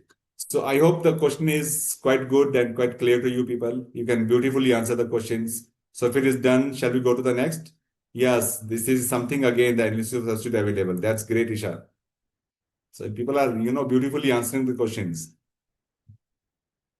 Then I'm going, if it is done, next question, please. Yes, shall we move? Okay, fine. So there is a company called Rapid Ride Limited, okay? And then it operates a network of intercity electric buses in South India. So we are in Tamil Nadu, Karnataka, Kerala, okay? The company recently observed one thing, that several private airlines have begun aggressive pricing on the short routes overlapping with rapid rides corridors. Mean to say, electric buses versus the routes were there, the local routes, the airline industry was offering like competitive price. Okay. Then second, large logistic conglomerate planning to launch an intercity passenger bus services using its existing fleet. Mean to say, this was the company having, this rapid ride initially having a competitive advantage in terms of electric buses. Okay. Now, what is happening in the second scenario?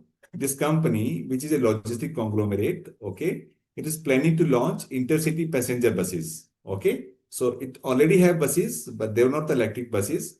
Okay. So it is also planning to come with like this sort of options. Okay.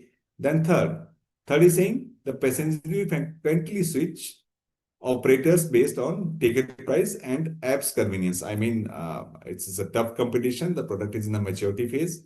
Okay. So we as a passengers, okay, we see like which company is offering the lesser price on commuting from this place to that place. Okay, and what the facilities say, like the facility we got with the red bus, what is the features they are having with us.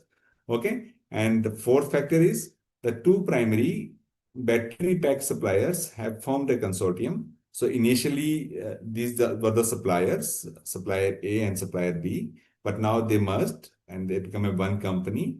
Okay, and begin quoting significantly higher price. So these were the only battery suppliers available in the market. So they merged from one company and started pricing higher. Okay. So this is something like a tough situation is, increasingly like there for a company like Rapid Ride. Okay. So if we see the first part of the question say, okay, using the Porter's 5-4C framework, identified and analyze the competitive pressure faced by Rapid Ride from observation. Okay. Through above 1 to 4. So you got the question, or I need to explain it again to you? Mm-hmm. So 1 to 4 are the situation basically. Okay. So in one, what happened? Uh, okay. Existing जो customers हैं, like existing players, you are getting a threat from them. Second, there is the threat of new player in the market. Okay. Third, passengers, customer, yes, bargaining power of supplier is a fourth question. So fourth concept over here. Okay, 1 to 4. Okay. Okay, fine. So, and third is customers, bargaining power of buyers, basically. And fourth is bargaining power of suppliers. And first one is threat of uh, rivalry among existing competitors. Okay. And second one is threat of new entrants. So we have to, what we have to do basically over here. Okay. For each, then it is saying, okay, state which force is at work and explain its likely impact on the rapid ride. So we are going with the first option. Okay. So how will you answer? 1, 2, 3, 4. So in the first case, yes, you have to identify what you're doing. This question is a bit technical. Okay. Just try to understand the things. There are 4 factors happening with a company called Rapid Ride. Okay. So what is happening in the first case? What is happening in the second case? What is happening in the third case? What is happening in the fourth case that you have to answer over here? Okay. So what you do in the first case, what is happening? Okay, airlines business. So you have to understand. Yes, definitely. I'm scrolling it up. Is it fine now? Okay.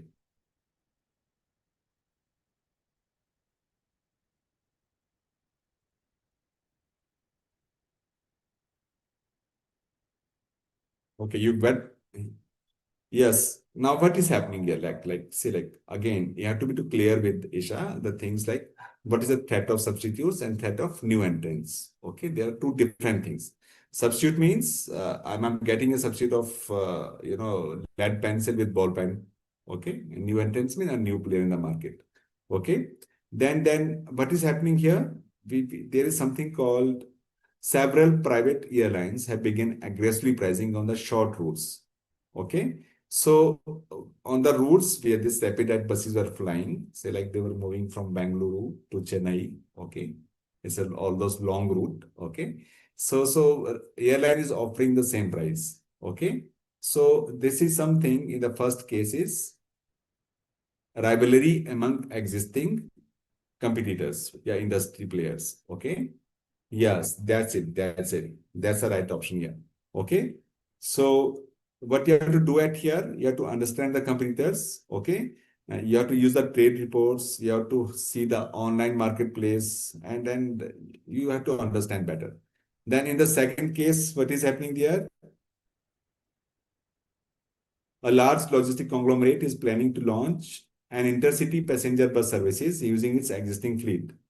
Okay. So this is logistic conglomerate. I mean, it is already having the transportation with it. Okay. So they are also thinking that they have to have intercity passenger bus services. So this is something called threat of new entrants. That's great, Gayatri. Okay. And third one, so you have to, what you have to do here? You have to understand their strengths, their product, their price, and their target market. Okay. It's not only this answer here now, what you do with it, that is also needed to be answered over here. Okay. So in the third case, what is happening? Okay, now we are done with this thing, I think. Okay. In third case is basically about customers. Okay. So customer is having something called ability of substitutes. Okay. So it's bargaining power of buyers now at here. Like why the customers will come to me only. Okay. So third you will answer something called is the bargaining power of buyers. Okay. Fine. And in the fourth case, what is happening? Yes, please. We are done with the questions almost.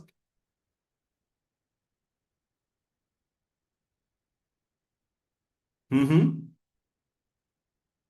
Yes, it become a conglomerate, then better position to charge higher prices for the product they are offering in the market. Okay. And this is giving rise to bargaining power of suppliers. That's great. So see, like since it's a 10 marks question, okay. So we can't simply put the headings over there, like this thing is happening, this thing is happening, this thing is happening. So we again have to elaborate questions, okay. So you have to say like if this is bargaining power of suppliers, okay. So how can you have, overcome this problem? So this is you can say the experience effect is there. You may have the better relationship with the suppliers. So whatsoever the charges is quoting is not compulsory you to have, give the same price because it's over the years, the relationship you have developed with the suppliers. Okay. So supply relationship is important to you over here. Okay. The quality control. Okay. Then there is something called another search for another network, sort of these things. So you have to explain each of these things like threat of this bargaining power of buyers, bargaining power of suppliers, rivalry among existing customers, and threat of new entrants in the market in relation to this situation as well. So I hope you'll be able to explain the questions well by quoting the things like elaborating things after this. Can it be done? Yes, Bindia. Yes, Isha. Kashish. Or I need to explain it more. If three is a bargaining power of buyers, can you give example as what will be the threat of substitute in this case? It is basically the bargaining power of buyers. Okay. So, this is how it is happening because obviously there is a new company. It's not a threat of substitute basically. It's the threat of new entrants and the threat of existing players in the market because of which the customer are getting the bargaining power that I'm having like lot many options. Okay. So see, like what is happening here? Say like you are going from Bangalore to Chennai, okay? So you are going by bus. So what you will do, you will install the Red Bus app, okay? And you will find that which of the bus is giving me the least price. So this bargaining power of buyer can be best addressed by offering the competitive services, okay? And then the better price than the competitors, okay? And can by this way you can attract them. So say like if you see what Redbus is doing, Redbus is say like you are offering the same services. There's something called return ticket facility. So in return ticket, you're getting 10% discount. Is it happening like this? So if you had observed, okay. So this is something like a company is trying to adhere its customers with it. They don't want them to move to some other player. Okay. So this bargaining power of buyer can be better addressed with the concerns like first ride discount, return ticket discount, sort of these things. Okay. By this way, they can better address the things. So it's again, it is linking Gayatri. Okay. Fine. So I'm able to, clear your doubt. Thank you, Gayatri. Anybody else, please? Like you want me to explain this question further or shall we move to the next question?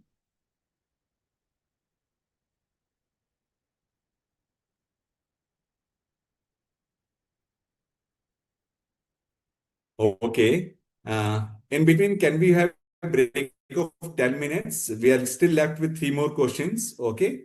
These questions are in the same pattern as your exam will happen. Okay. So we'll discuss them sharp at 9. Is it fine? Okay. So let us have a break of 10 minutes. Okay. We'll join sharp at 9 and we'll try to solve remaining of the three questions like how they have to answer in the exam. Okay. Fine. So it was great interacting with you all. Okay. So looking forward to be there sharp at 9. Thank you. Okay, okay, Ji.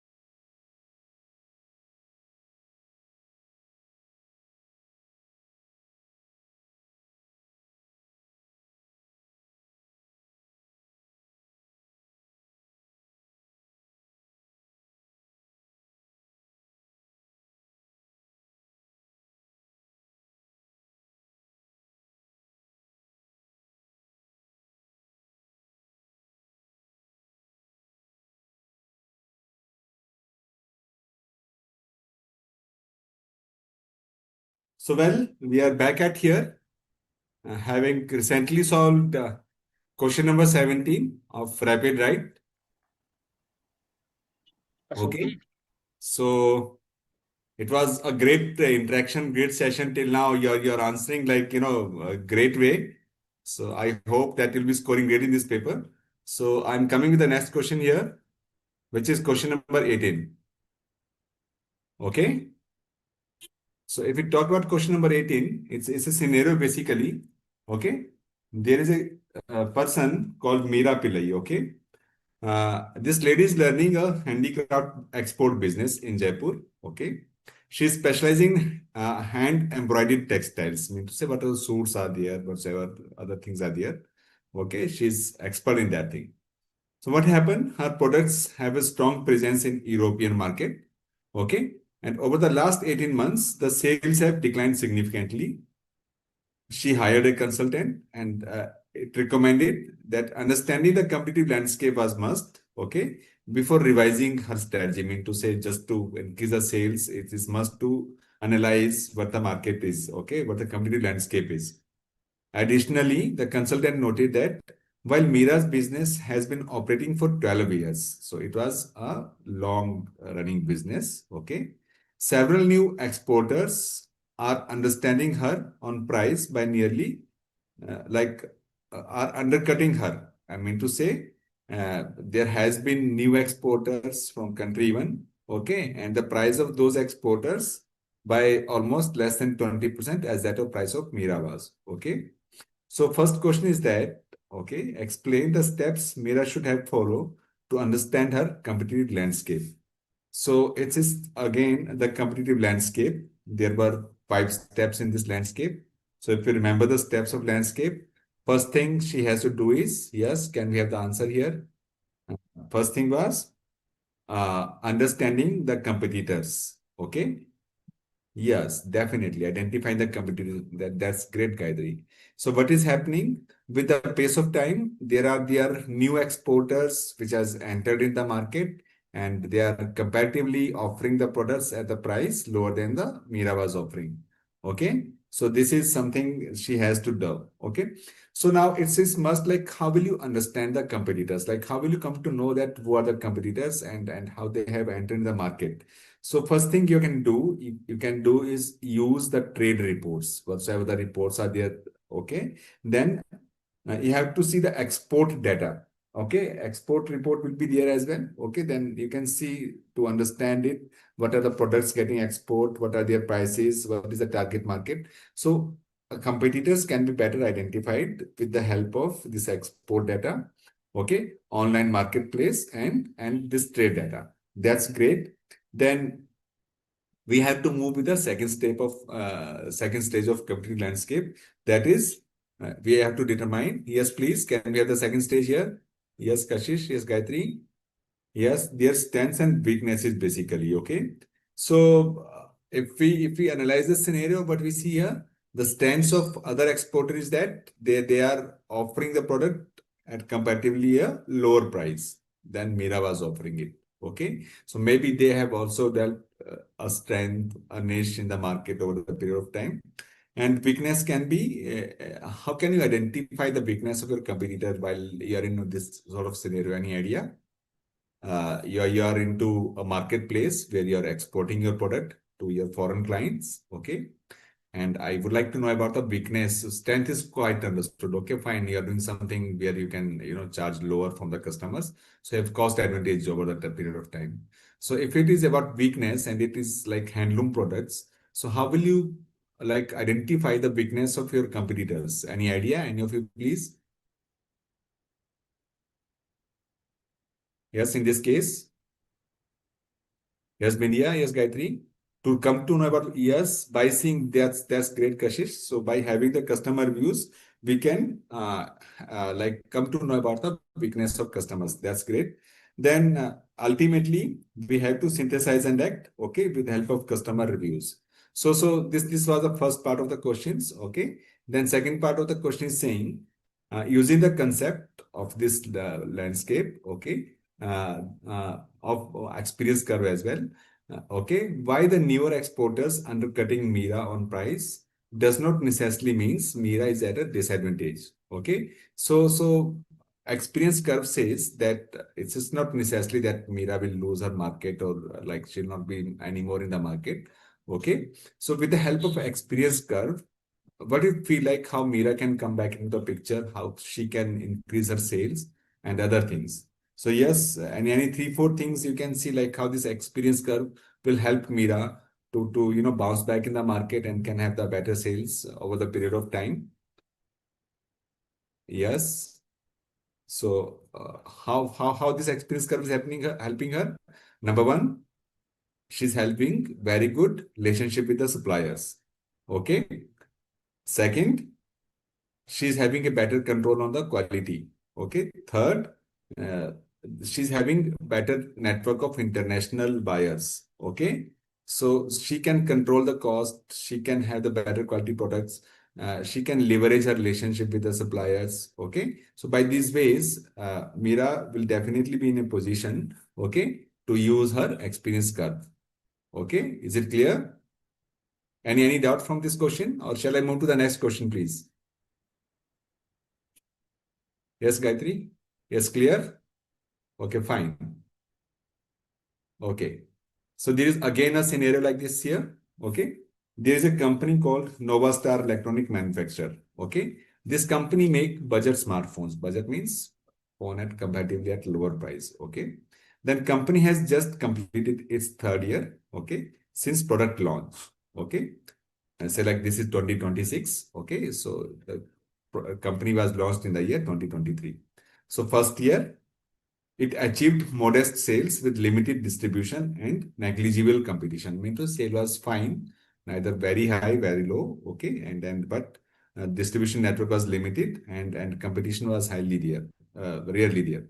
In second year, what happened? Sales got doubled, but it also got new distributors. Okay, but three new competitors enter into the segment. Okay, then this is year third. Okay, here the sales growth has slowed down. Okay, to 8%. Pricing pressure has been intensified, and the company is generating steady but reducing margins. Mean to say it can't produce like have more of the margin on its product. Okay, so this is a scenario with the company over the period of 3 years, 1, 2, and 3. Okay, so what it is saying, map Nova's journey across a series of product life cycle, justifying your classification over the year each year. So say like it's first year. First year is the product is in which phase? Yes, if we have to answer it like this, first year the product is in which phase? That's great. Introduction. Second year, the product is in which phase? Second year. Yes, it is at the growth phase because your sale has doubled, acceptance has grown. Okay, and there are just two, three players in the market. And in the third year, the company has reached at which phase? Maturity. That's great. That's great, Gayatri. That's yes, Bedia. So this is by year you can analyze like in first year this was introduction, in second year this was in growth, and third year this was in maturity. Okay, fine. So first question is not a problem to you at all. Okay. Then second question is saying so you can say like why it was an introduction, what was the feature of introductory phase, what was the feature of like growth phase, sales was getting developed, very few players were there. So it's obviously the growth phase, okay? In maturity phase, you can say that there is very less margins, okay? The competition is well developed, okay? So it is maturity phase. So one or two lines for this attribute have to be mentioned, okay? Then second question, based upon the current stage, select year three, where the product is in the maturity stage. Recommend two strategic options to this company. Okay. So yes, here the company is in this maturity phase. So what the strategy should company have used over here to be there in the market for longer time? One or two options. Yes, please. It's again the technical thing over here. Yes, very great. Gayatri is saying right. She has like the company have to introduce the new models because it's in maturity phase. That's great. What else it has to do in maturity phase? There's one thing. We are asking for two things to you. Yes, yes. So question is not complete till now. Okay. So it is like we have to think we know very well that it's the right time for company to come up with a new model to be in the market for longer term. Okay. And then second thing, what they can do, they can, make minor changes in their features. If you would have seen the smartphones which are in maturity phase, they're not making the major changes. Say like introduction of AI, okay, enhancing the battery life, okay, giving better quality camera, sort of these things. Yes, colors, variants, whatsoever, like where from you can attract your customers. So colors is the nominal option, Gayatri. Basically, this is already being done with the companies while the product is in introductory phase or growth phase. But accept colors, what you can do without changing the layout of phone. So you can introduce some AI features. You can enhance the camera quality, okay, and you can have better life of battery.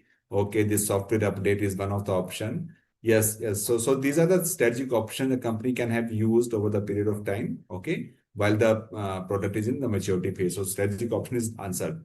So any other thing you would like me to explain in this question, or shall we go to the next question?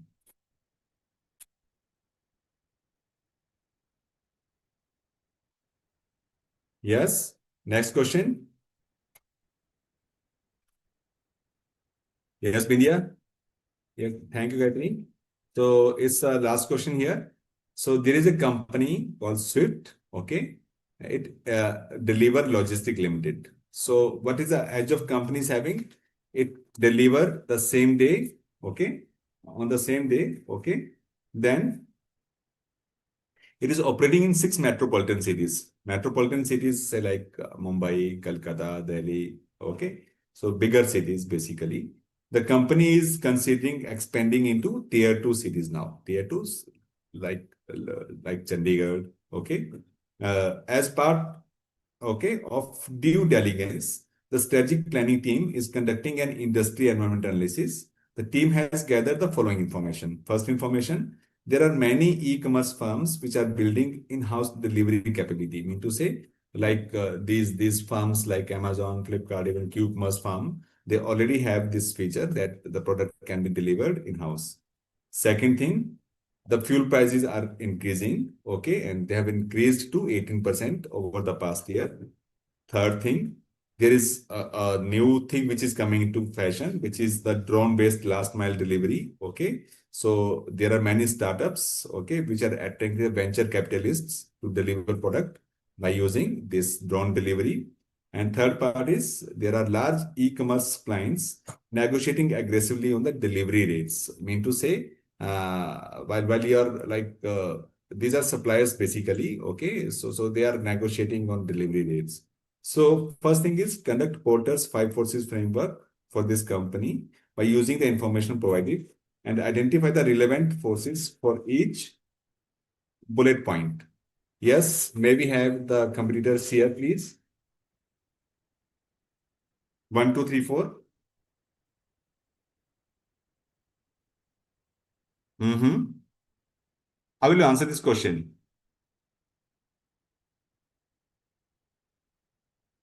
First thing, uh, you are saying that e-commerce firms are building in-house delivery capabilities.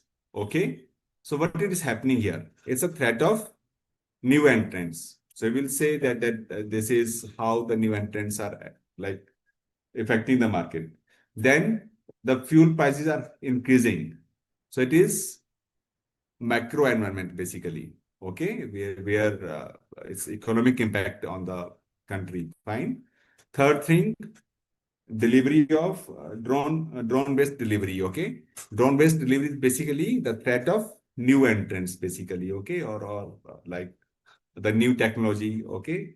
Then fourth thing is large e-commerce clients negotiate aggressively in delivery rates. So they are basically my what they are? They are suppliers and bargaining power of suppliers. So by this way, you can better do it with the Porter's 5 4 framework. Okay.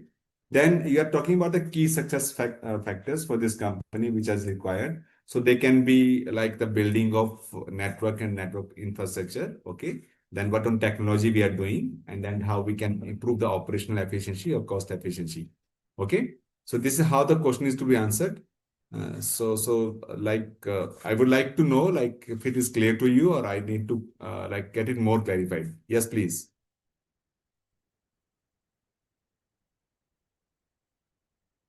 Yes. Any doubt? Anything you want me to explain here?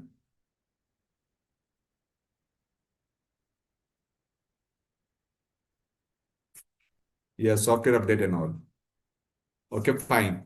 See, like this was like the commencement of this particular chapter, strategic management in external environment. Okay. So it was a great session with you people.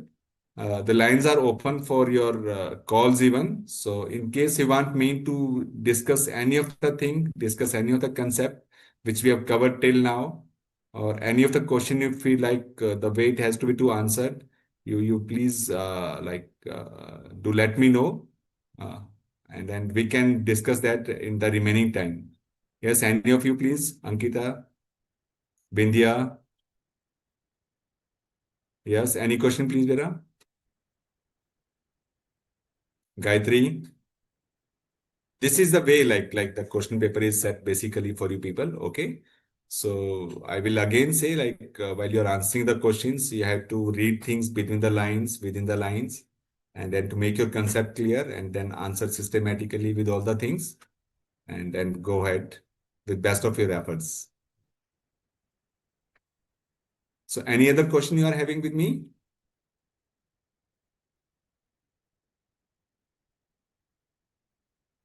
Yes, definitely. There is a dashboard basically. Okay. And you are like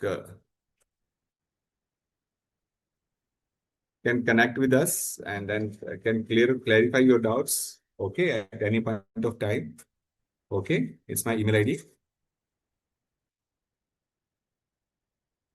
Any other thing you want me to ask in case like you're not clear with the concept, what the external environment is, how it is impacting the performance of companies. So we can get it clear here.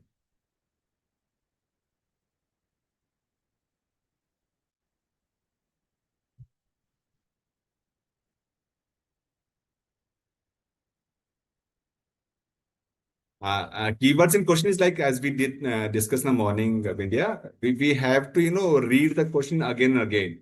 So there is somewhere like keywords which is explaining you this way you have to go. Okay. Yes, definitely. I will answer and I will upload the answer to all these questions we are discussing today. This will be available in the dashboard.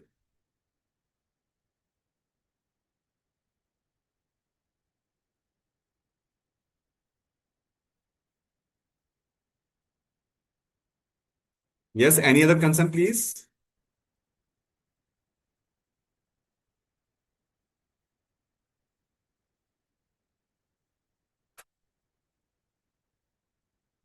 See, like for this, Anil, if the scenarios are not clear to you, what you have to do, you have to, read it again and again. So just practice your scenario-based questions. Like scenarios, basically an application of the concept we taught to you in the class. Okay.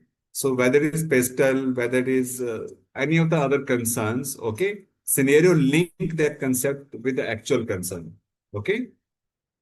So you can go ahead with those things.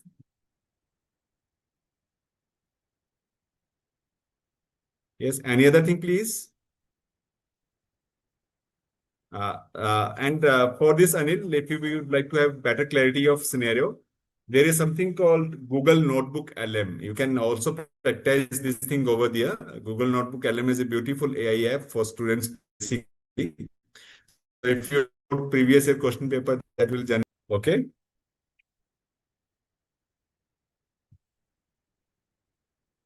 Yes. Anything else, please? So if things are done, Ruchi ma'am आप हैं वहां पे?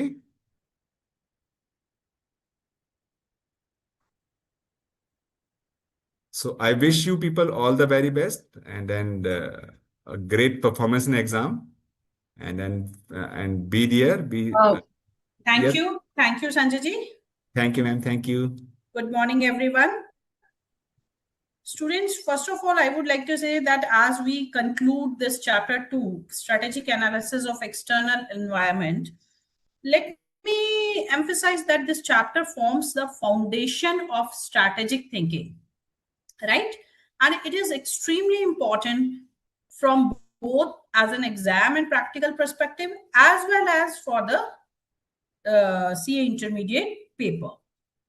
Remember, students, a key learning from this chapter is that strategy begins outside the organization. Since this paper pertains to external environment, so you must be aware by this time that strategy begins outside the organization. No business operates in a vacuum. We need something, some economic conditions, technological advancements. You can take in a very recent example of AI, which has shuffled the, I can say that it has shuffled the whole world, right? Competitive rivalry, government policies, that what you can take an example of tariffs, social changes continuously shaping organizational decisions. So no organization works in isolation. As a chartered accountant, you must be able to read these signals and respond strategically, because now the time when your work is not limited to giving advice on the taxation and all. Now, being a chartered accountant, as a trusted business partner, as a trusted business advisor, you must be able to read these signals and respond strategically for your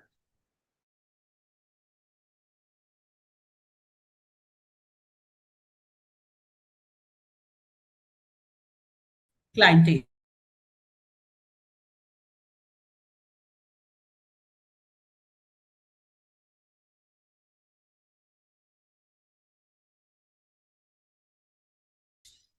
Students, you have structural analysis in this chapter. Maybe come in the upcoming chapter, product life cycles, and so in a structured manner. Like if some case scenario have been asked in the examination, so how you have to write, how you have to articulate the answer in a clear heading way, diagrams wherever possible, and the explanation, as well as with the help of example, you can elaborate the concept. Remember, students, that this chapter equips you with the ability to anticipate the change, what kind of change, which is external, and help organizations create their future rather than merely react on it. There are two kinds of strategy: reactive as well, proactive and reactive. So by analyzing the external environment, you can go for proactive strategies.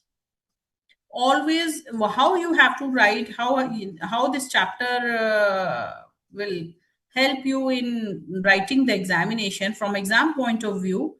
Please remember that always identify the relevant framework in the scenario, in the case scenario, given case scenario, right? First, you have to identify the relevant framework. Then you have to write in bullets, as well as by articulate the answer in the explanation form, and then thereafter the current examples. It will definitely support your concept. This chapter helps you understand why industries differ, and how competitive force operates, and where opportunities from differentiation and value creation lies. Strategy is not about being the best.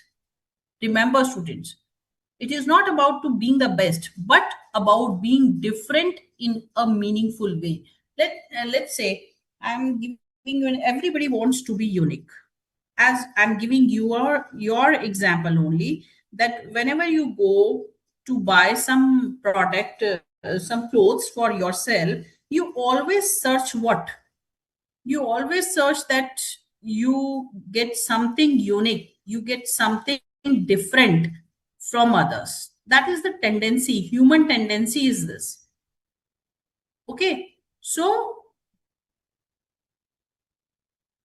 we need to work accordingly. Likewise, in the organizations also, they work like that, right? Secondly, I would like to say over here that your faculty has taken so many questions, so many scenarios, and I think that by this time you must be aware about all the concepts involved in chapter 2. But here I would like to tell you, students, that whatever the case scenarios have been asked in MCQ forms, these are meant for practice because these are specially designed for only chapter 2. But in the examination, the scenario will comprises of 3 to 4 concepts of from different chapters. It is just like an integrated case scenario.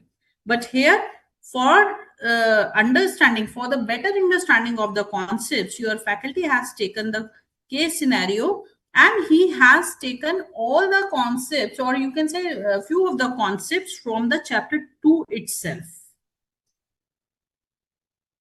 right? Yes, ma'am. Now, most of the concept were of Yes, chapter yes. 2 only. Yeah, that's why I'm saying that these are for practice purpose, so that your all the concepts, you will able to understand all the concepts, that how we can apply those concepts. Your faculty had done so much of exercise so that our students get more and more benefited from these classes, right? Anything else any student would like to ask, you are feel free to ask those questions. If anybody have any doubt, they can send me the chat, as well as they can raise hand and we can be more than happy to give the answer.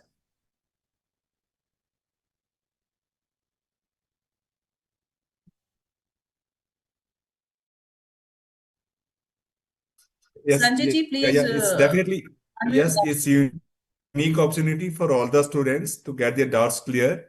Sanjay ji, Anil Because Golti ji has raised their hand. Please yes, unmute him. Anilji, if there is concern, please let me know.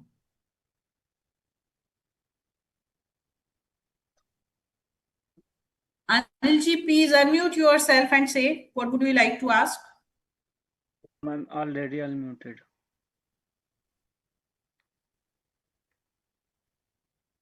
Yeah, Anil ji, please speak. My mic is not working, ma'am. Okay, okay, Anil ji, please write down. Write down on the chat what is your query.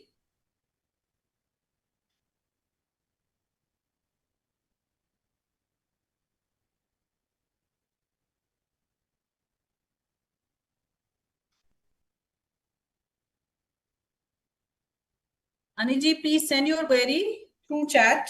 If your mic is not working, you can send your queries through chat.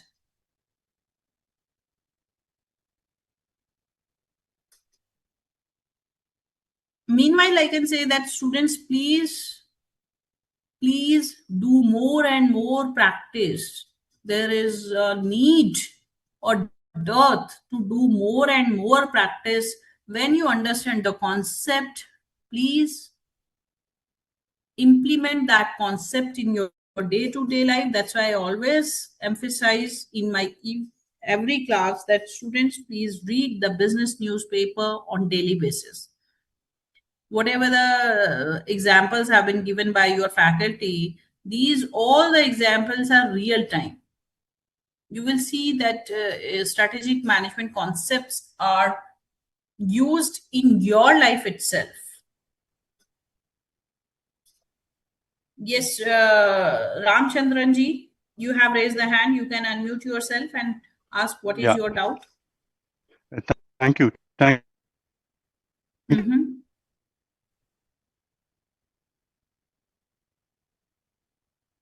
you, ma'am.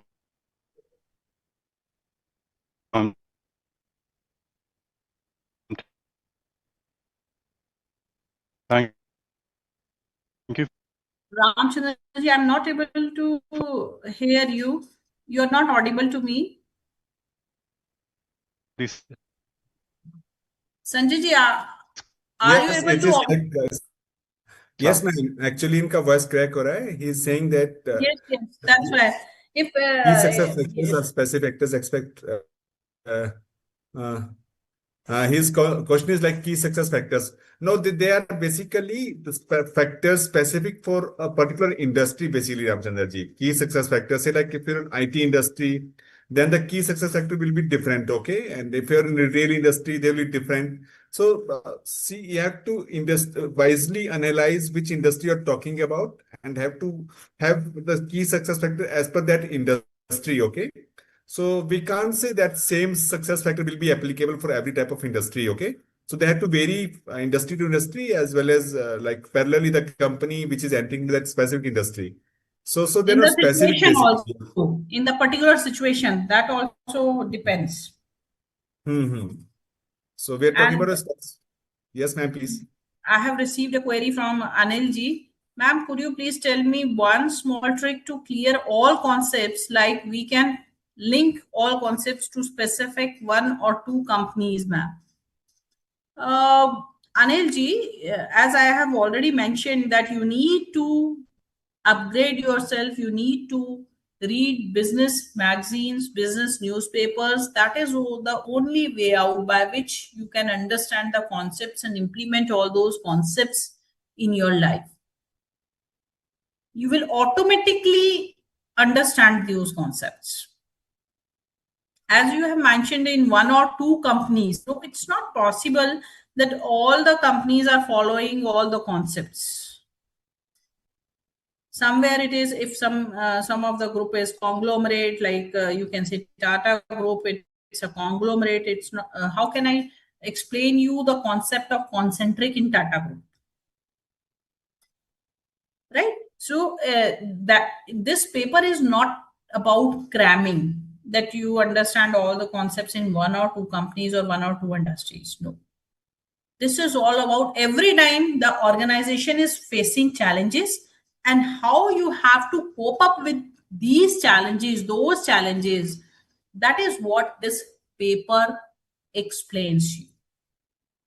There is no shortcut, no strict formula that 2 plus 2 is equals to 4. There is nothing like that in strategic management.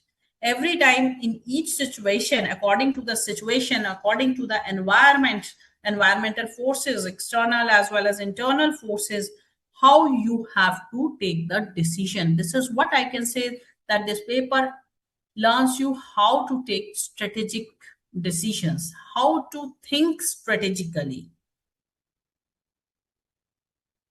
Right? If something gets like 2 plus 2, 4, then it is not strategy. Till the time we get the challenges, then only you will be in a position to give your answers. One of the student is asking, ma'am, is there any format in which answers can, for case scenario questions, need to be answered? Yes, you can. Generally, I told that students please use SMART approach in it. What is that SMART approach? SMART. Sorry, STAR approach. STAR, STAR approach. First, identify the situation, understand the situation given in the case scenario, then take the action accordingly. Then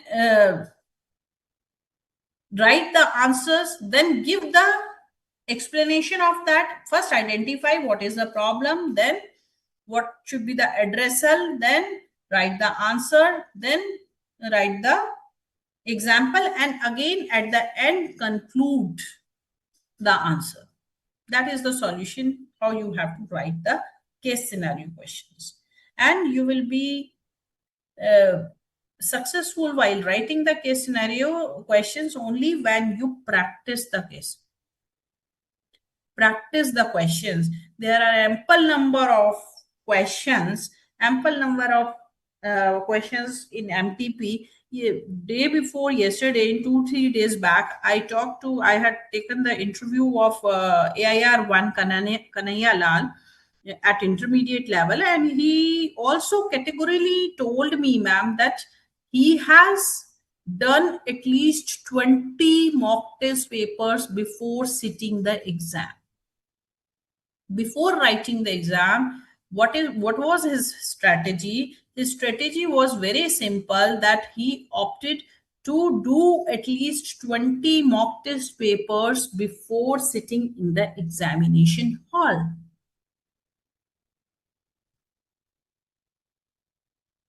So my advice to all my students, that once you understand the concepts, all the concepts in your paper, you have to do more and more practice. It will definitely help. There is a phrase that practice makes a man perfect. That is absolutely correct. Right? One of the student is asking that, ma'am, is there any scope like one challenge a company facing can get one or more alternative? Of course, alternative strategies to clear out that challenge, ma'am. Yes. I can give you an example from your life itself. As the COVID came few years back, you people must be studying in your class 6th, 7th, or 8th. I don't know. But I think 4-5 years back, you all were in these standards, right?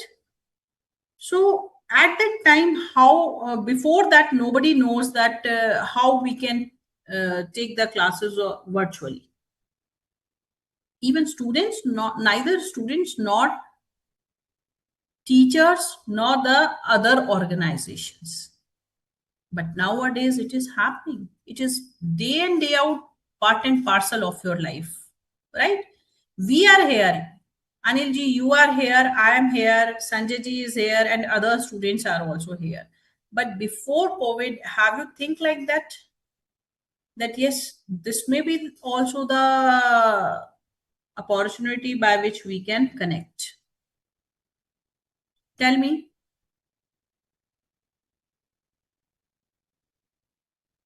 So this is not only the way. I'm telling you the answer of this question, that if there are challenges, that how you will move. Nowadays, you have multiple options. You can take the classes virtually. You can take the classes through pen drive mode. Even you are sitting right now here, but you can see those lectures even after the session will be over. All the sessions are available on YouTube as well as our portal, right? You can do by self-study. You can go to some coaching and take the classes personally. So you have multiple options. Every time you have to decide that what option is better for you in your circumstances.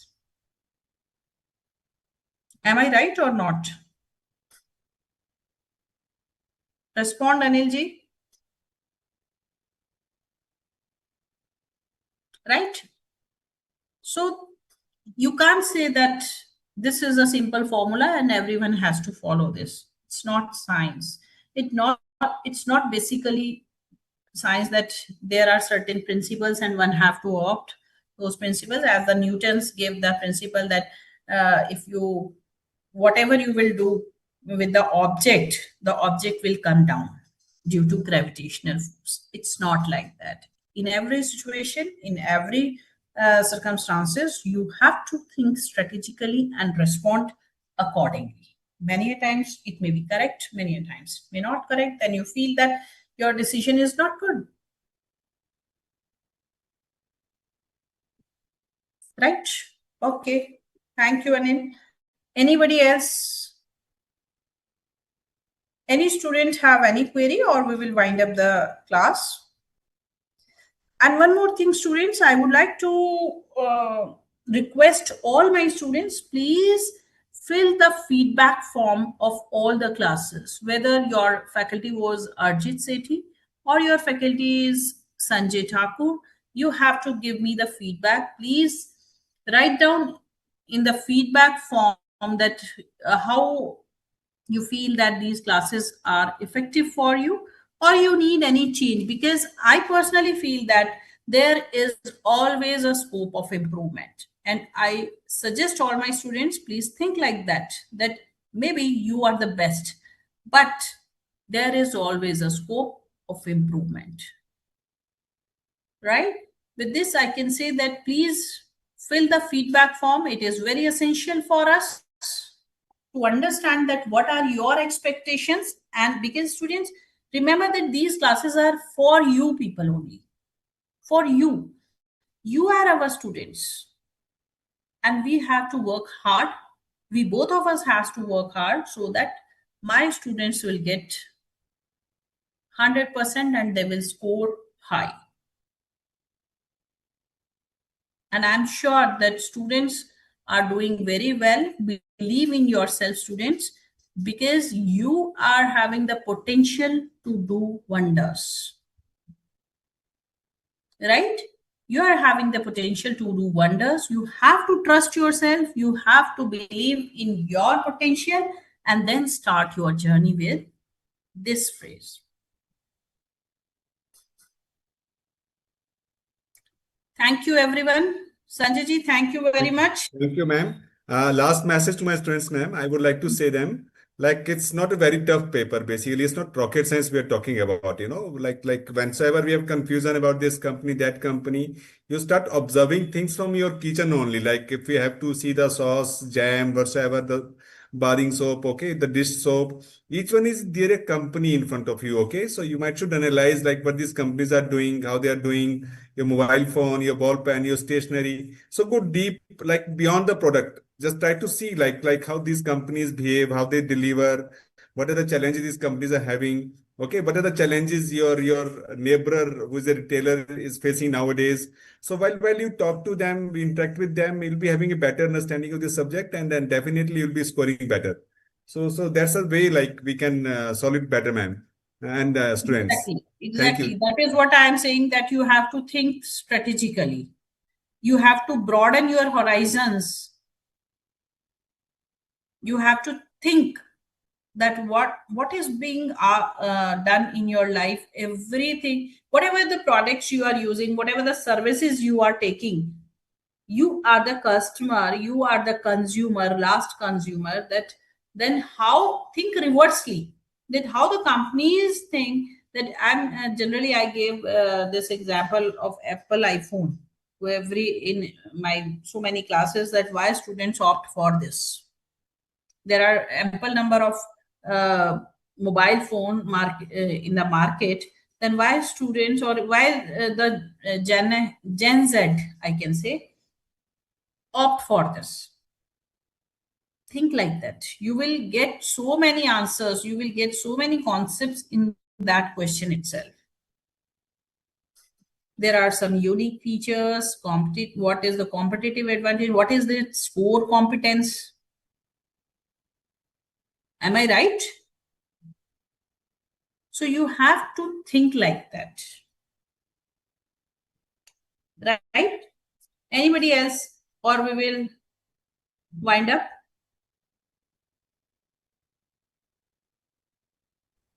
Okay, thank you everyone. Thank you, Sanjay ji. Thank you very much, ma'am. It was a great session, great interaction, and thanks a lot Yeah. for having this Thank opportunity. you. Thank you, Sanjay ji. You have done a Thank lot you. of efforts. I suppose Thank that you. my students will get benefit from all these Thank you. efforts you have put in. Thank you. Thank you, Thank my you. technical team. Okay. Thank you very much, ma'am. Yes, session is over. Thank you. Thank you. Okay.